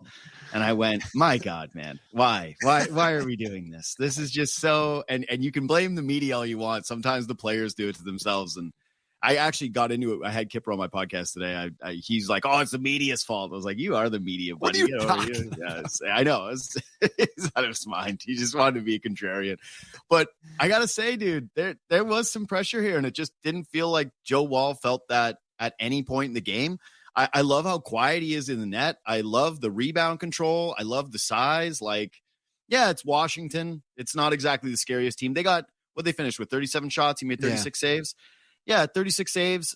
Not a ton of spectacular ones, but made good ones. Didn't give Washington a lot of chances for really great secondary opportunities. So very, very nice stuff from Joe Woll, who, in my opinion, absolutely gets the net next game now too. Yeah, I think that maybe we can have a conversation on that now here. To me, I guess you do have to go with them. I think having a couple wins here and having to be a couple games above 500 gives yourself a little bit of leeway. It's really early in the season, and I don't think you want to lose Samsonov here. And I still think you have to let him find his game. You're going to need both these guys big time. So I think going back to Joe Woll on Thursday would be a huge statement for the team. They may do it, but I tend to think that they maybe go back to Samsonov. I'm not sure which way I'd go. I think that's why Keefe makes the big bucks to make these kind of decisions. I wouldn't really fault him either way, but if I was a betting man, I bet you they go back to Samsonov on Thursday just because he was you can't lose him. You need him. And he's got to play in some of these games, and you've got a little bit of leeway. It's a long trip. You're traveling. It's been a ton for Woll. I tend to think that you got to go back to Samsonov at some point here, and going against Dallas on Thursday may be the spot for me. Here's the thing. I'm not sure the Leafs win this game if Samsonov's in net. No, it's a fair point. It's an absolutely fair point. And the thing is, I was reflecting on this actually today on my show earlier, because it's pretty clear that Sheldon Keefe so far does not seem to have a lot of patience, whether it comes to nations, right? It's been quick hook, blenders. He's shuffled every single line this year. He's taken players out of the lineup. He's changed 2 of the D pairings, right? The only thing that's been constant has been Brody and Riley. And it's almost at the point now where you think that we'll talk about this later, but a change is going to be coming to the penalty kill. And I thought, okay, so the goalies he's been shuffling around too. Maybe he's being a little bit too quick with some of these decisions. Maybe it's a little too rash. I thought, okay, so the goalies he's been shuffling around too. Maybe he's being a little bit too quick with some of these decisions. Maybe it's a little too rash to be saying we're going for wins at the very beginning of the season. And maybe that burns you out a little bit, having that pressure. But what has everybody criticized the Leafs for the last couple of years? Country club, too easy to play here, right? Blue and white disease. And Sheldon Keefe's kind of making this Leafs team, all the players have to compete for their spots, compete for ice time, compete for the net. So I really don't mind it. I think if Samsonov is so mentally fragile that if he loses 2 starts in a row, that it's going to derail his season, then he was going to be a lost cause anyway, right? Like you were going to lose him at some point this year. So to me, it's like ride the hot hand. Joe Wall looks phenomenal. He's got a .950 save on the season. He came in admirably the other night. He completely shut down Washington and was just, again, quiet, calm, collected in the net. I'm rolling with the kid. I don't think that's a statement, because I think you're just telling Samsonov, dude, you get that hot, we'll give you the net and let you run with it too.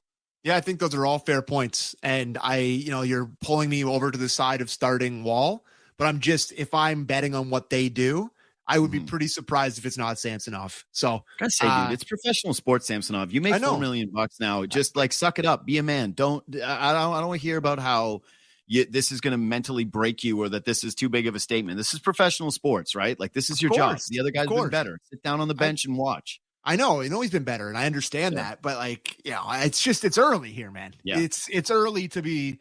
I guess I can say out of both sides of my mouth here, it's early, but at the same time, we look around the Atlantic Division and all these points may be more meaningful. Maybe so that's why you look at Keefe doing the crazier stuff with the lines, what he's doing with the goaltending, what he's doing with bringing guys in and out of the lineup. Maybe he's feeling a little bit more pressure looking around the division at some better teams this year. So maybe that's more to the point that they put Wall, that he's given them the best chance to win.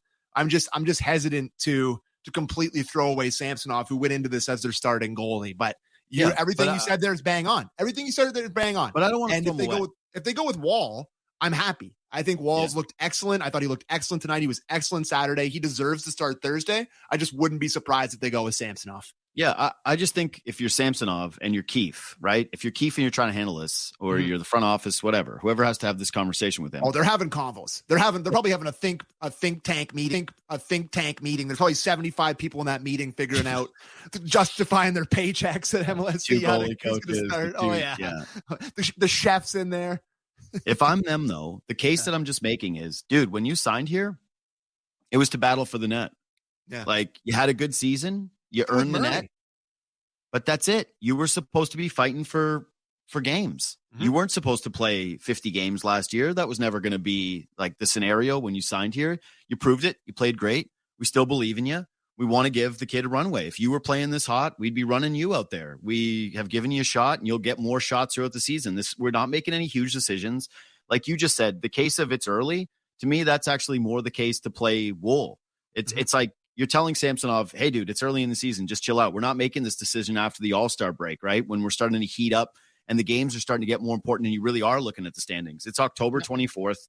Just watch a couple of games, support the kid, be a good backup, which is what you were brought here to be. And then, when your time to get back in there presents itself, go dominate.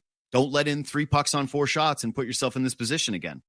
I have to say, I am incredibly impressed with Wall. Like, I don't know how. I know that's not like a hot take or a statement that's really groundbreaking. I know it'd be pretty stupid to say otherwise, but man, he's looked really good in these 2 games, and you have to be pretty excited as a Leaf fan to look at that guy as like a homegrown guy that could potentially be a good NHL goalie for this team. So, awesome start for him. We don't need to keep going on circles on it, but we don't need to go in circles. I was actually going to say that you know me as a goalie guy. Yeah. I was, and you saw it in my text, I was enraged when the penalty kill had that extremely sloppy moment and just blew his shutout. And not only blew his shutout, but gave one to Ovechkin, who was just hunting for one all night long, shamelessly. But for the penalty kill to do this, just when the guy's pitching a shutout, and it's just same old thing with the Leafs, where it's just like closing periods, they get a little sloppy, and this is where you wonder if Matthews and Marner are playing too many minutes, and if this is just kind of like brain fog for these guys. But everybody follows the puck to the side of the net. Like, have you ever watched little kid soccer where they all chase the ball? Like, that's what they did there. I couldn't believe it. It's just like, I hated that. Your goalie's got to shut out. You got to pay attention to the details. You got to close the period strong. You're on the penalty kill. And, I want to talk about more positives from this game, but man, the Leafs have conceded 5 goals on the power play so far this year. And they came into this game ranked 17th. Mm-hmm. If we're talking about things that need to be shuffled up, I think it actually is getting to the point now where no more Marner and Matthews on the penalty kill together. Go back to Marner with Kampf, and if you're going to put Matthews on the penalty kill, put him with somebody else and see if it starts to work better. Because the thing is like their penalty kill is not good so far this year, and I think it was definitely goaltender interference on the first one. Like Ovi dives into the net. I went, if this isn't goaltender interference, what is? I couldn't even understand what was taking so long on the bench when they were deciding whether to challenge it. I'm like, look at Ovechkin here. If you're watching it on YouTube or SN Plus, like he runs into the net, like he skates, and look at him, boom, right through the goaltender. and they're sitting there on the bench going, should we challenge this? I went, this is one of the most outrageous goaltender interferences I've seen in a long time. But it could have been 2. It could have been 2 power play goals against tonight. I think it's time for a change with this group.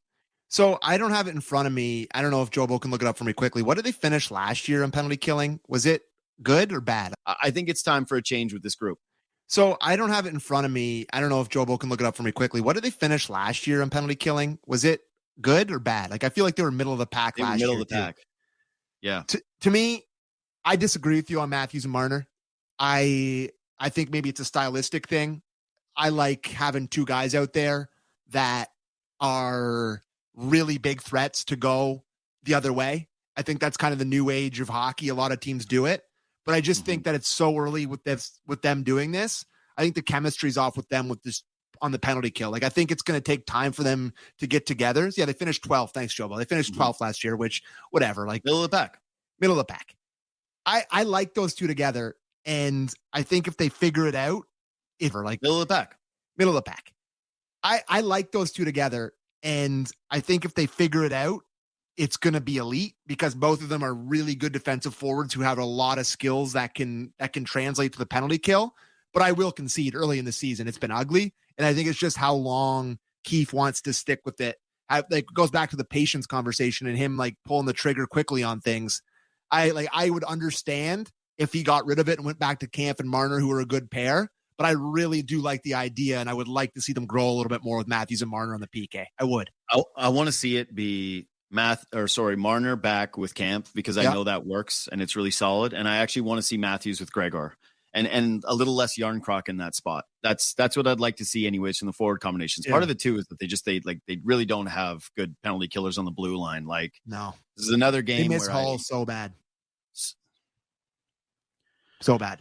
I don't want to talk about it. They do. They on the penalty kill. I know they do. It's just like it's so just the bad. Chat. It's just this is the part. If there's one thing that you and I have a fundamental disagreement with, like pretty much every single person who watches this show and who listens to this podcast, it's that our audience, for whatever reason, believes Hall was a bum here, and he wasn't. And Hall's dolls for life.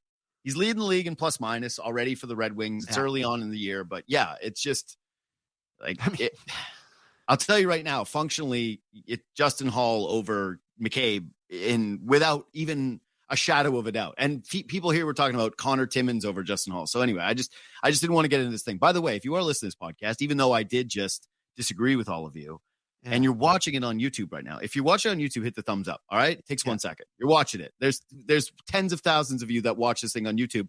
Not enough thumbs ups. And if you're listening to this, or if you want to listen to this and you're not able to catch it every single night, you just leave a review, leave a quick 5 stars on the podcast on Spotify or iTunes. Anyways, can I just quickly a Hall thing? I know you don't want to get too deep into it. I don't. I mean, like the +9 thing. I mean, it doesn't matter. No, he's banging it off the glass to the best line in hockey. Like, DeBrincat, Larkin, and Lucas Raymond are absolutely lighting it up right now. They're getting 3 goals a game. He's banging it off the glass like he always does. But hey, ask me how many Red Wings games I've watched. I'm a hockeyman now. I actually have watched 3 Red Wings games. Okay. It's very nice. I like watching them. They're I think they're for real. Of all this hot start teams that you wouldn't expect, they're one of the ones that's for real for me. But yeah, I really do think what Justin Hall brought to this team was always criminally underrated. It was underrated forever. A guy that just blocked shots in the penalty kill, banged it off the glass, got it out, took massive hits all the time to make plays.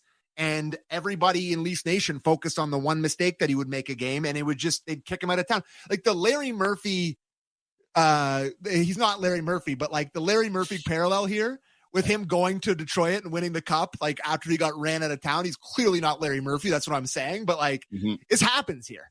This happens where a guy they get fixated on him, and then he goes to somewhere with a different start and they play great. And Hall was never as bad as people said he was. So we're going down the rabbit hole here, if you will, but I don't think we need to stick with it. But yeah, underrated, underappreciated his entire time here.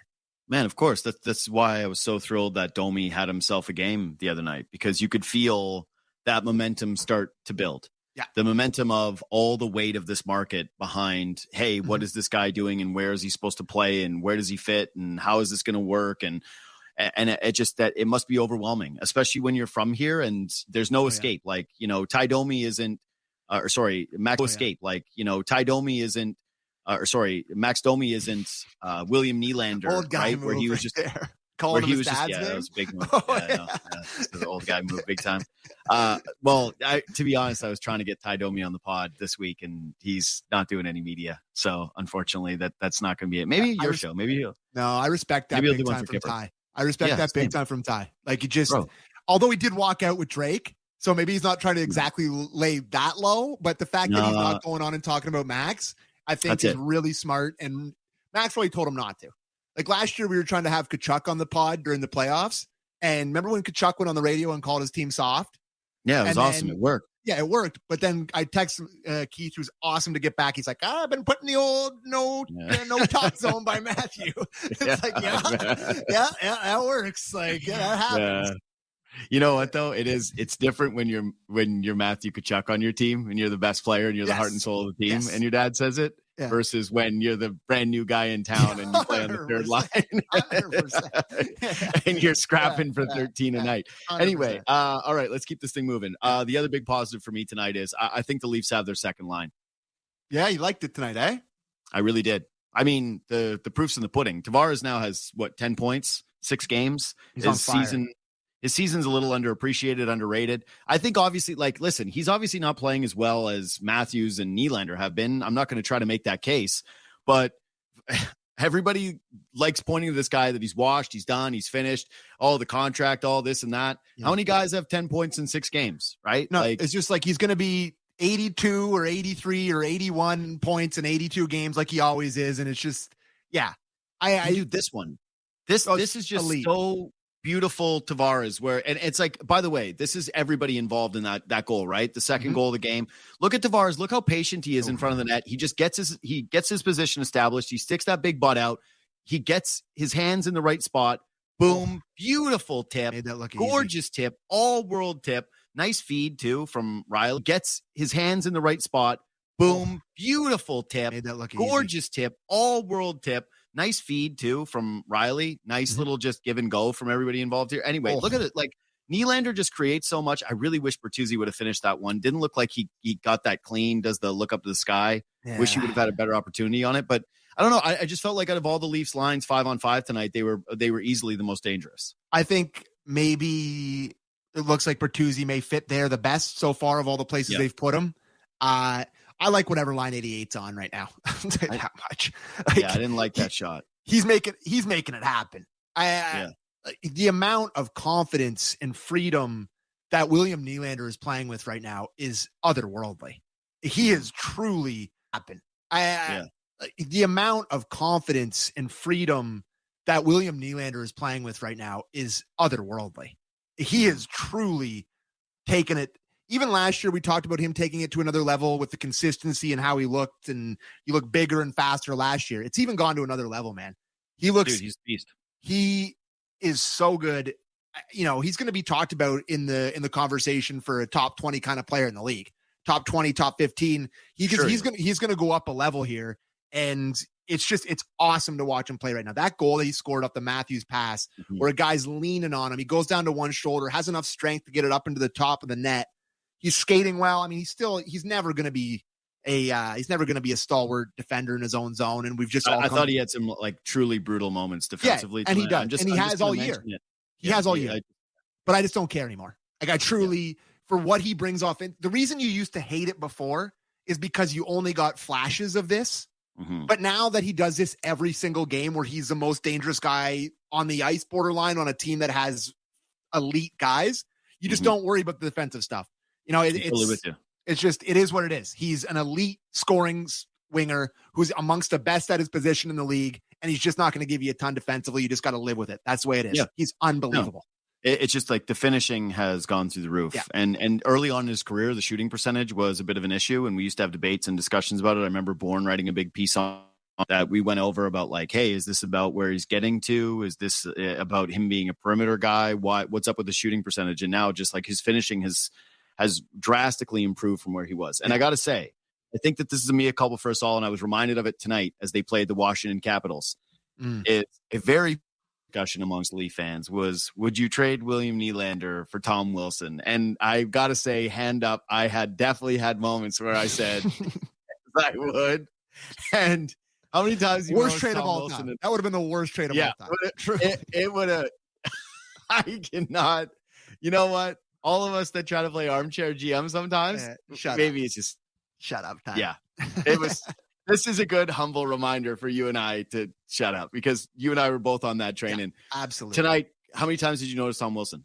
Yeah, I didn't notice a lot of guys in the Caps. Like, they had that good first period. Fucking a couple of times. Yeah, they juiced the shot counter up on the first couple power plays in that game, and Wall was good. But man, they are on the downward swing. They haven't led yet this year.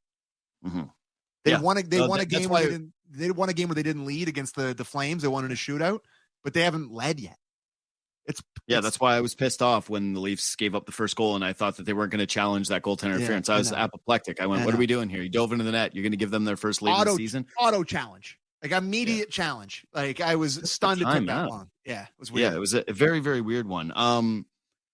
By the way, this is a good time since you talked about the shot counter juicing. Ovechkin with 14 shots tonight, and this is going to be his career from here on out. Like, he's never going to be competitive again. These guys are never going to win anything while he's around, and the Caps are never going to let him go anywhere else because they want him to break the record. So congratulations to Washington. Like, you're the stat chaser team for the next 3 seasons, because I don't think he's going to break it next year. I really don't. I think it's at best the following season when he's like 41 years old and he's just standing there. And it's just like what it was tonight, which is, I know that some of you are watching this, you're thinking, well, if Ovechkin has a clean look, like, why not take it? This was just, I thought pretty shameless stuff tonight for the most part. Like, the entire team feels like it has to funnel towards him. He shoots every single thing, every single puck at the net. Like, you got this opportunity. That was pretty nice. He's cherry picking. I know you noticed that he back checked once, but it was just, I don't know. I got a lot of respect for Ovechkin, the player, like the durability, the career, all this different stuff. But I don't know. Nothing about this chase is really going to excite me. I got to tell you, this just feels like when a guy's going for a triple-double at the end of a basketball game, throwing the ball Ricky off the Davis backboard, trying to get a rebound. Yeah, he's Ricky Davis. To me, I'm rooting against it. I just want to put it out there too. I'm fully admitting I'm a hater of this. I don't want Ovechkin to break the record. I want it to remain Gretzky's. Like, every time when he scored tonight, I sent a big capital 4-letter word to the group chat. Like, it's just, I don't want to see it. I hate it. It's against the spirit of the game. I have nothing else to add. I completely agree with everything you just said. I want the all-time goal scoring record to belong to a Canadian. There it is. Yeah. That's the way I want it to be forever. Yeah. That's it. Sure. Anyway, end of story. Moving on. Yeah. Congrats to the Capitals on your next 3 seasons. Yeah, that's your destiny. You're the Washington record chasers. That's your new team. You beat the expansion team in the finals. No! Way to go. You did it. You did it. Oh, yeah, for sure. Yeah, they did beat Sid on the way. They did beat Sid on the way to that cup, unfortunately. Yeah, I know. That's the worst part about it is he beats it on the way in. Yeah. Okay, so Morgan Riley. I got to tell you, when we're talking about a little bit flying under the radar guys, because so Nylander is clearly the dude who Matthews looks healthy and he looks back to dominant. About a little bit flying under the radar guys, because so Nylander is clearly the dude who Matthews looks healthy and he looks back to dominant Matthews and he's playing a 200-foot game and he's turning pucks over and he looks awesome. William Nylander's the story of the season in terms of just the way that he's playing and how great a shape he looks like he's in. Riley gets his first goal. It's obviously a bit of a softie. It's a nice little pass in tight by Max Domi to set it up and then some good patience by Liljegren. But I really like the way that Riley's playing right now. He's playing with a ton of confidence. He's eating up a ton of ice time. Feel like we haven't talked about him a lot. And yeah, he was really solid again tonight. I thought he was easily the Leafs' best defenseman. Yep. He's been the Leafs' best defenseman most nights. Playoff Morgan has carried over to the start of this regular season. He's been awesome. He's just picking his spots. Like we've talked about this a million times in this show, but when he's at his best, Morgan has carried over to the start of this regular season. He's been awesome. He's just picking his spots. Like we've talked about this a million times in this show, but when he's at his best, it's picking his spots in the right time to jump up. He's using his speed. He's been a little bit more physical this year, I've noticed. I love everything about his game. And, he's the type of guy that could be the captain of this team. He is heart and soul Leafs, signed the long-term contract, which, looks like an absolute steal at this point. And we all talked about it last year when he signed it, like it was maybe not a steal, which in retrospect are probably not the best conversations that we've had on the radio, but he's been awesome. Full credit. He's been really, really good. And Brody returning to look like an NHLer has been nice.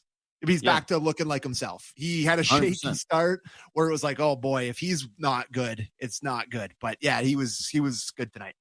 Any other big picture topics, or are we good for rapid fire? I'm trying to think of something. I had something get going. I had something written down, but I forgot. I got some rapid fire topics. Okay, go ahead. Number one, it's nice having a lead in the third period because it allows you to give the fourth line some fake shifts and dial back on the minutes for the big guys. Like, congrats to all the fourth line. Pontus Holmberg, 12 minutes. Noah Gregor, 12 minutes. Ryan Reeves, 11 minutes. Like, they did it. You guys got there because they threw him over the boards to close the game in the offensive zone a bunch of times. They didn't really do much with it, right? Like, I don't know. I kind of feel like maybe Pontus Holmberg had a chance at one point in this game. He took a penalty. That wasn't great. Really don't want to see that from the fourth line as always. Just looking at the ice times here. Nice to see the big boys under 20. Yes. I will say that's what I wanted to bring up because I was texting about it earlier. They are 24 night for the big two. They're getting a lot of shifts, but boy, they're not afraid to stay out there for a long time. Like it feels to me, they got stuck once tonight. No, but even for the rest of the season, it just feels like their shift length has been really long. And I got Jobo to look it up for me, and they're 10th and 11th in the league in shift length at 58 seconds, tied for 10th and 11th or whatever. But to me, if you want to limit the ice time, maybe just shorten up those shifts by a couple breaths. I don't know. It just seems like they're out there for a really long time, a lot. So I also noticed on that list that Connor Bedard was number 2 in shift length. Don't tell Kipper that. He won't come on the ice for. Well, if you listen to our show, Kipper doesn't love the length of shifts and doesn't love a lot of things about that. But anyways, I just think they're taking long ones. They're taking the Mario Lemieux-esque shifts out there, and they're really good, and I understand it. But he's throwing them over the boards, and they're staying out there for a while. So it's something I noticed and something I want to look up and kind of validated to my eye that they are taking longer shifts than normal. I get it. There was definitely a couple that I noticed in this game. There was one with Matthews specifically in the second period where he basically stayed out for an entire line change and was just going in on forecheck and just wouldn't come off the ice until it was Kemper that killed the play, stopped drew a whistle. But when you're that good of a line and you have that much puck possession, it's hard for me to be overly critical because I think what are you supposed to do, right? Like you're at the 45-second mark and you're supposed to skate off when you're set up in the O zone. Like those guys dominate offensive zone possession time so far this year. So I hear it. I've seen moments where I go, man, this is getting really long. And it stinks when they get hemmed in their own M because they've already had a really long shift in their own M because they've already had a really long shift and then they look tired. And that's usually when they don't look very good. It's a threatening moment for the Leafs when those guys are at the end of long shifts and it's in their zone. Yeah. But for the most part, I need to see more time. To me, this is more a situation where Keefe's got to just take some of the ice time away, and the Leafs themselves have to put themselves in better positions where they get leads early and don't dog it to start games like they did again tonight, so that they're actually in a spot where they can give those other guys ice and not have every single person watching it fear for their lives like I do whenever the fourth line's on the ice in, a tight or tied game. Yeah. Right? Yep. Just like quick one for me too. Just like that the bottom six looks like a NHL bottom six again. Like after you take out the kid that was playing third line center. I think the third line looked like a third line. I don't have any faith in this fourth line. Like I don't know what to tell you. It's just it's not going to work, and I just do not see a world where Ryan Reeves is playing games for the Leafs come playoff time. Like there's just not. That's for sure. Like it's like not. He's gonna be playing. He's playing in the playoffs. No, I don't think so. They'll make trades. They'll make trades and stuff like that. He'll be kind of bumped into the lineup. He's not going to be a full-time player by the time the playoffs roll around. But he's playing. I think he's already unplayable. I think he's already an unplayable guy. It just you look at every single stat too of him on the ice so far, and it's we can play the small sample game, but you just watch it and it's like he's just so. I don't think it's going to get any better. But I actually like Holmberg and I like Gregor. So I think Gregor's got good speed. Yeah, I haven't seen really anything from Holmberg. He took a penalty tonight. That's the most notable play for him. I can't really say that I've been in love with the performance so far. But again, he played 5 minutes the game before, and then he was out there for 12 tonight. But I just like him in general as a player, and I think he's like an NHL fourth line guy. So I think they're just gonna be playing Reeves a lot. So you're gonna hold your for 5 to 10 minutes a night, and that's what you're gonna get with him on the ice. Last thing for me was this is finally when the league decided to stagger games. Good for them. They do it against baseball playoffs and the opening night of the NBA, which is some curious timing. Like, it's weird that this is the time they decided to break this out was not last week. I think that they should stagger more games. They should absolutely be trying to get Connor McDavid, especially into Eastern time zone so that we can actually watch him play at not 10 o'clock at night. I know that bothers Edmonton fans, but the rest of the world wants to see McDavid. He's the best player on the planet. They should figure this out better. Yeah. But I had my conspiracy at 10 o'clock at night. I know that bothers Edmonton fans, but the rest of the world wants to see McDavid. He's the best player on the planet. They should figure this out better. Yeah. But I had my conspiracy hat on with those first two power plays of the game because they were both really soft hooks. Like the Camp one was soft. And I thought they're breaking out NHL Red Zone. What does this take? Old gunning over here? Oh my God. No, they broke out NHL Red Zone, and the refs got the signal. They were like, "We need NHL Red Zone to have power plays tonight, boys." Soft hooks are getting called, and they did. The one on Nylander was terrible. The one on Camp was terrible. They were both on the soft side. No question. Yeah, no question. And I like just saying. I had I know this can is aluminum, but like I had the tinfoil hat going on those two. I went, and I like just saying I had I know this can is aluminum, but like I had the tinfoil hat going on those two. I went, oh yeah, okay there, bubbly, relax, pal. All right, I'm just saying. I was on alert. Anyway, that's the end of conspiracy time. Subscribe to this podcast, leave 5 stars. Hit the thumbs up on YouTube. Follow us on Twitter and Instagram at JD Bunkus, at Sam A. McKee. And watch our other shows, Real Kipper and Born and the JD Bunkus podcast, which they're back on tomorrow. I've got Myrtle and Murphy for Leafs and Raptors season preview. Oh, Raps. You know what you got? Raps start tomorrow, baby. Yeah. Got Darren McCarty. I think we got Darren McCarty tomorrow. Talk some Red Hot Red Wings in the National Hour. Oh, yeah. You love the Red Wings. Yeah, and McCarty's a sick guest, so he's a funny guy. Yeah, he's a good guy. Yep. All right. We will see you Thursday night after the Stars game. Thanks for listening. Thanks for watching. We'll see you then. Do more in a reliable Subaru, they said. Enjoy more time together to go more places with symmetrical full-time all-wheel drive, they said. More award-winning safety for more peace of mind, but to listen to one song over and over again with fantastic acoustics.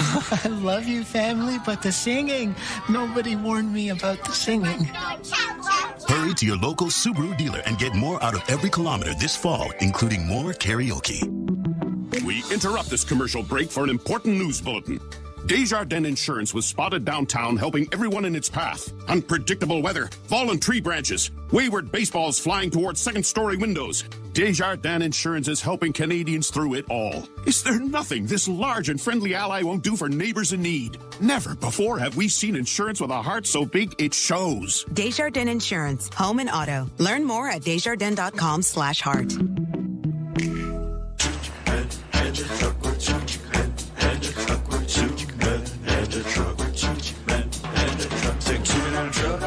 Truck.ca. So when you gotta move, all moving day.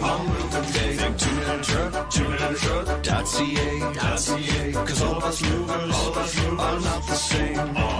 So that's our company name, 2 men in a truck.ca. We're lots of men with lots of trucks, so give us a call today.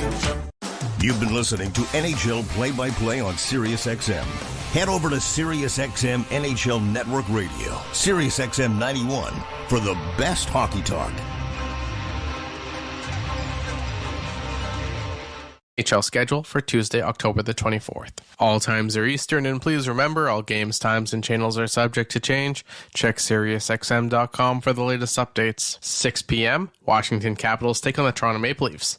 Capitals feed on Sirius and XM channels 91, Internet 950. Maple Leafs feed on Internet 947. 6:30 p.m. Columbus Blue Jackets face the Anaheim Ducks. Blue Jackets feed on XM 219, Internet 928. Ducks feed on Internet 920.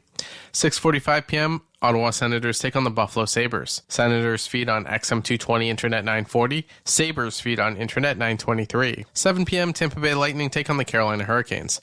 Lightning feed on XM 221, Internet 946. Hurricanes feed on Internet 925. 7:15 p.m. Montreal Canadiens take on the New Jersey Devils. Canadiens feed on XM 222, Internet 935. Devils feed on Internet 937. 7:30 p.m. Pittsburgh Penguins face the Dallas Stars. Penguins feed on XM 223, Internet 942. Stars feed on Internet 929. 7:45 p.m. Florida Panthers take on the San Jose Sharks. Panthers feed on XM 201, Internet 932. Sharks feed on Internet 943. 8 p.m. New York Islanders take on the Colorado Avalanche. Islanders feed on XM 202, Internet 938.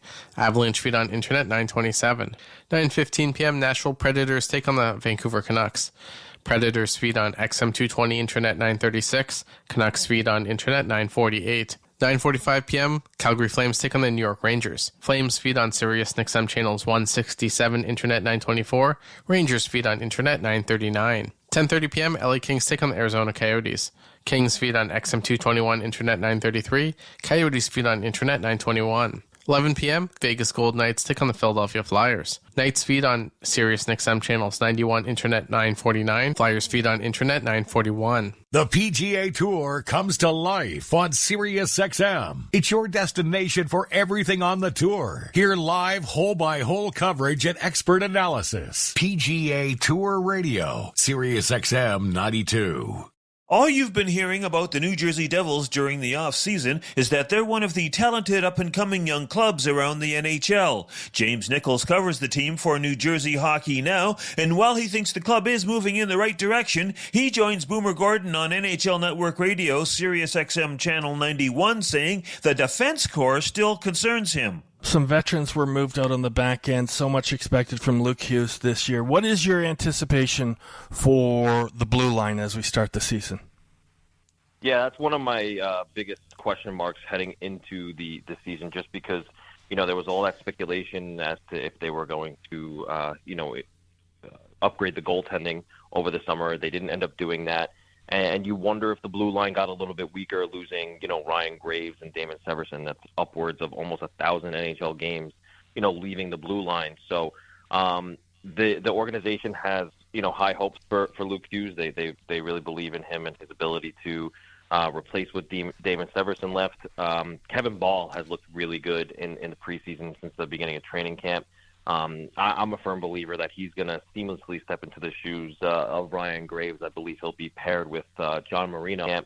I'm a firm believer that he's going to seamlessly step into the shoes of Ryan Graves. I believe he'll be paired with John Marino on that second pair. So, it could go one of two ways. It could, they could seamlessly transition from Damon Severson and Ryan Graves to Kevin Ball and Luke Hughes this year, or, they maybe stumble out of the gate a little bit on the blue line, get their feet under them. Luke Hughes is going into his first full NHL season. His short sample size last year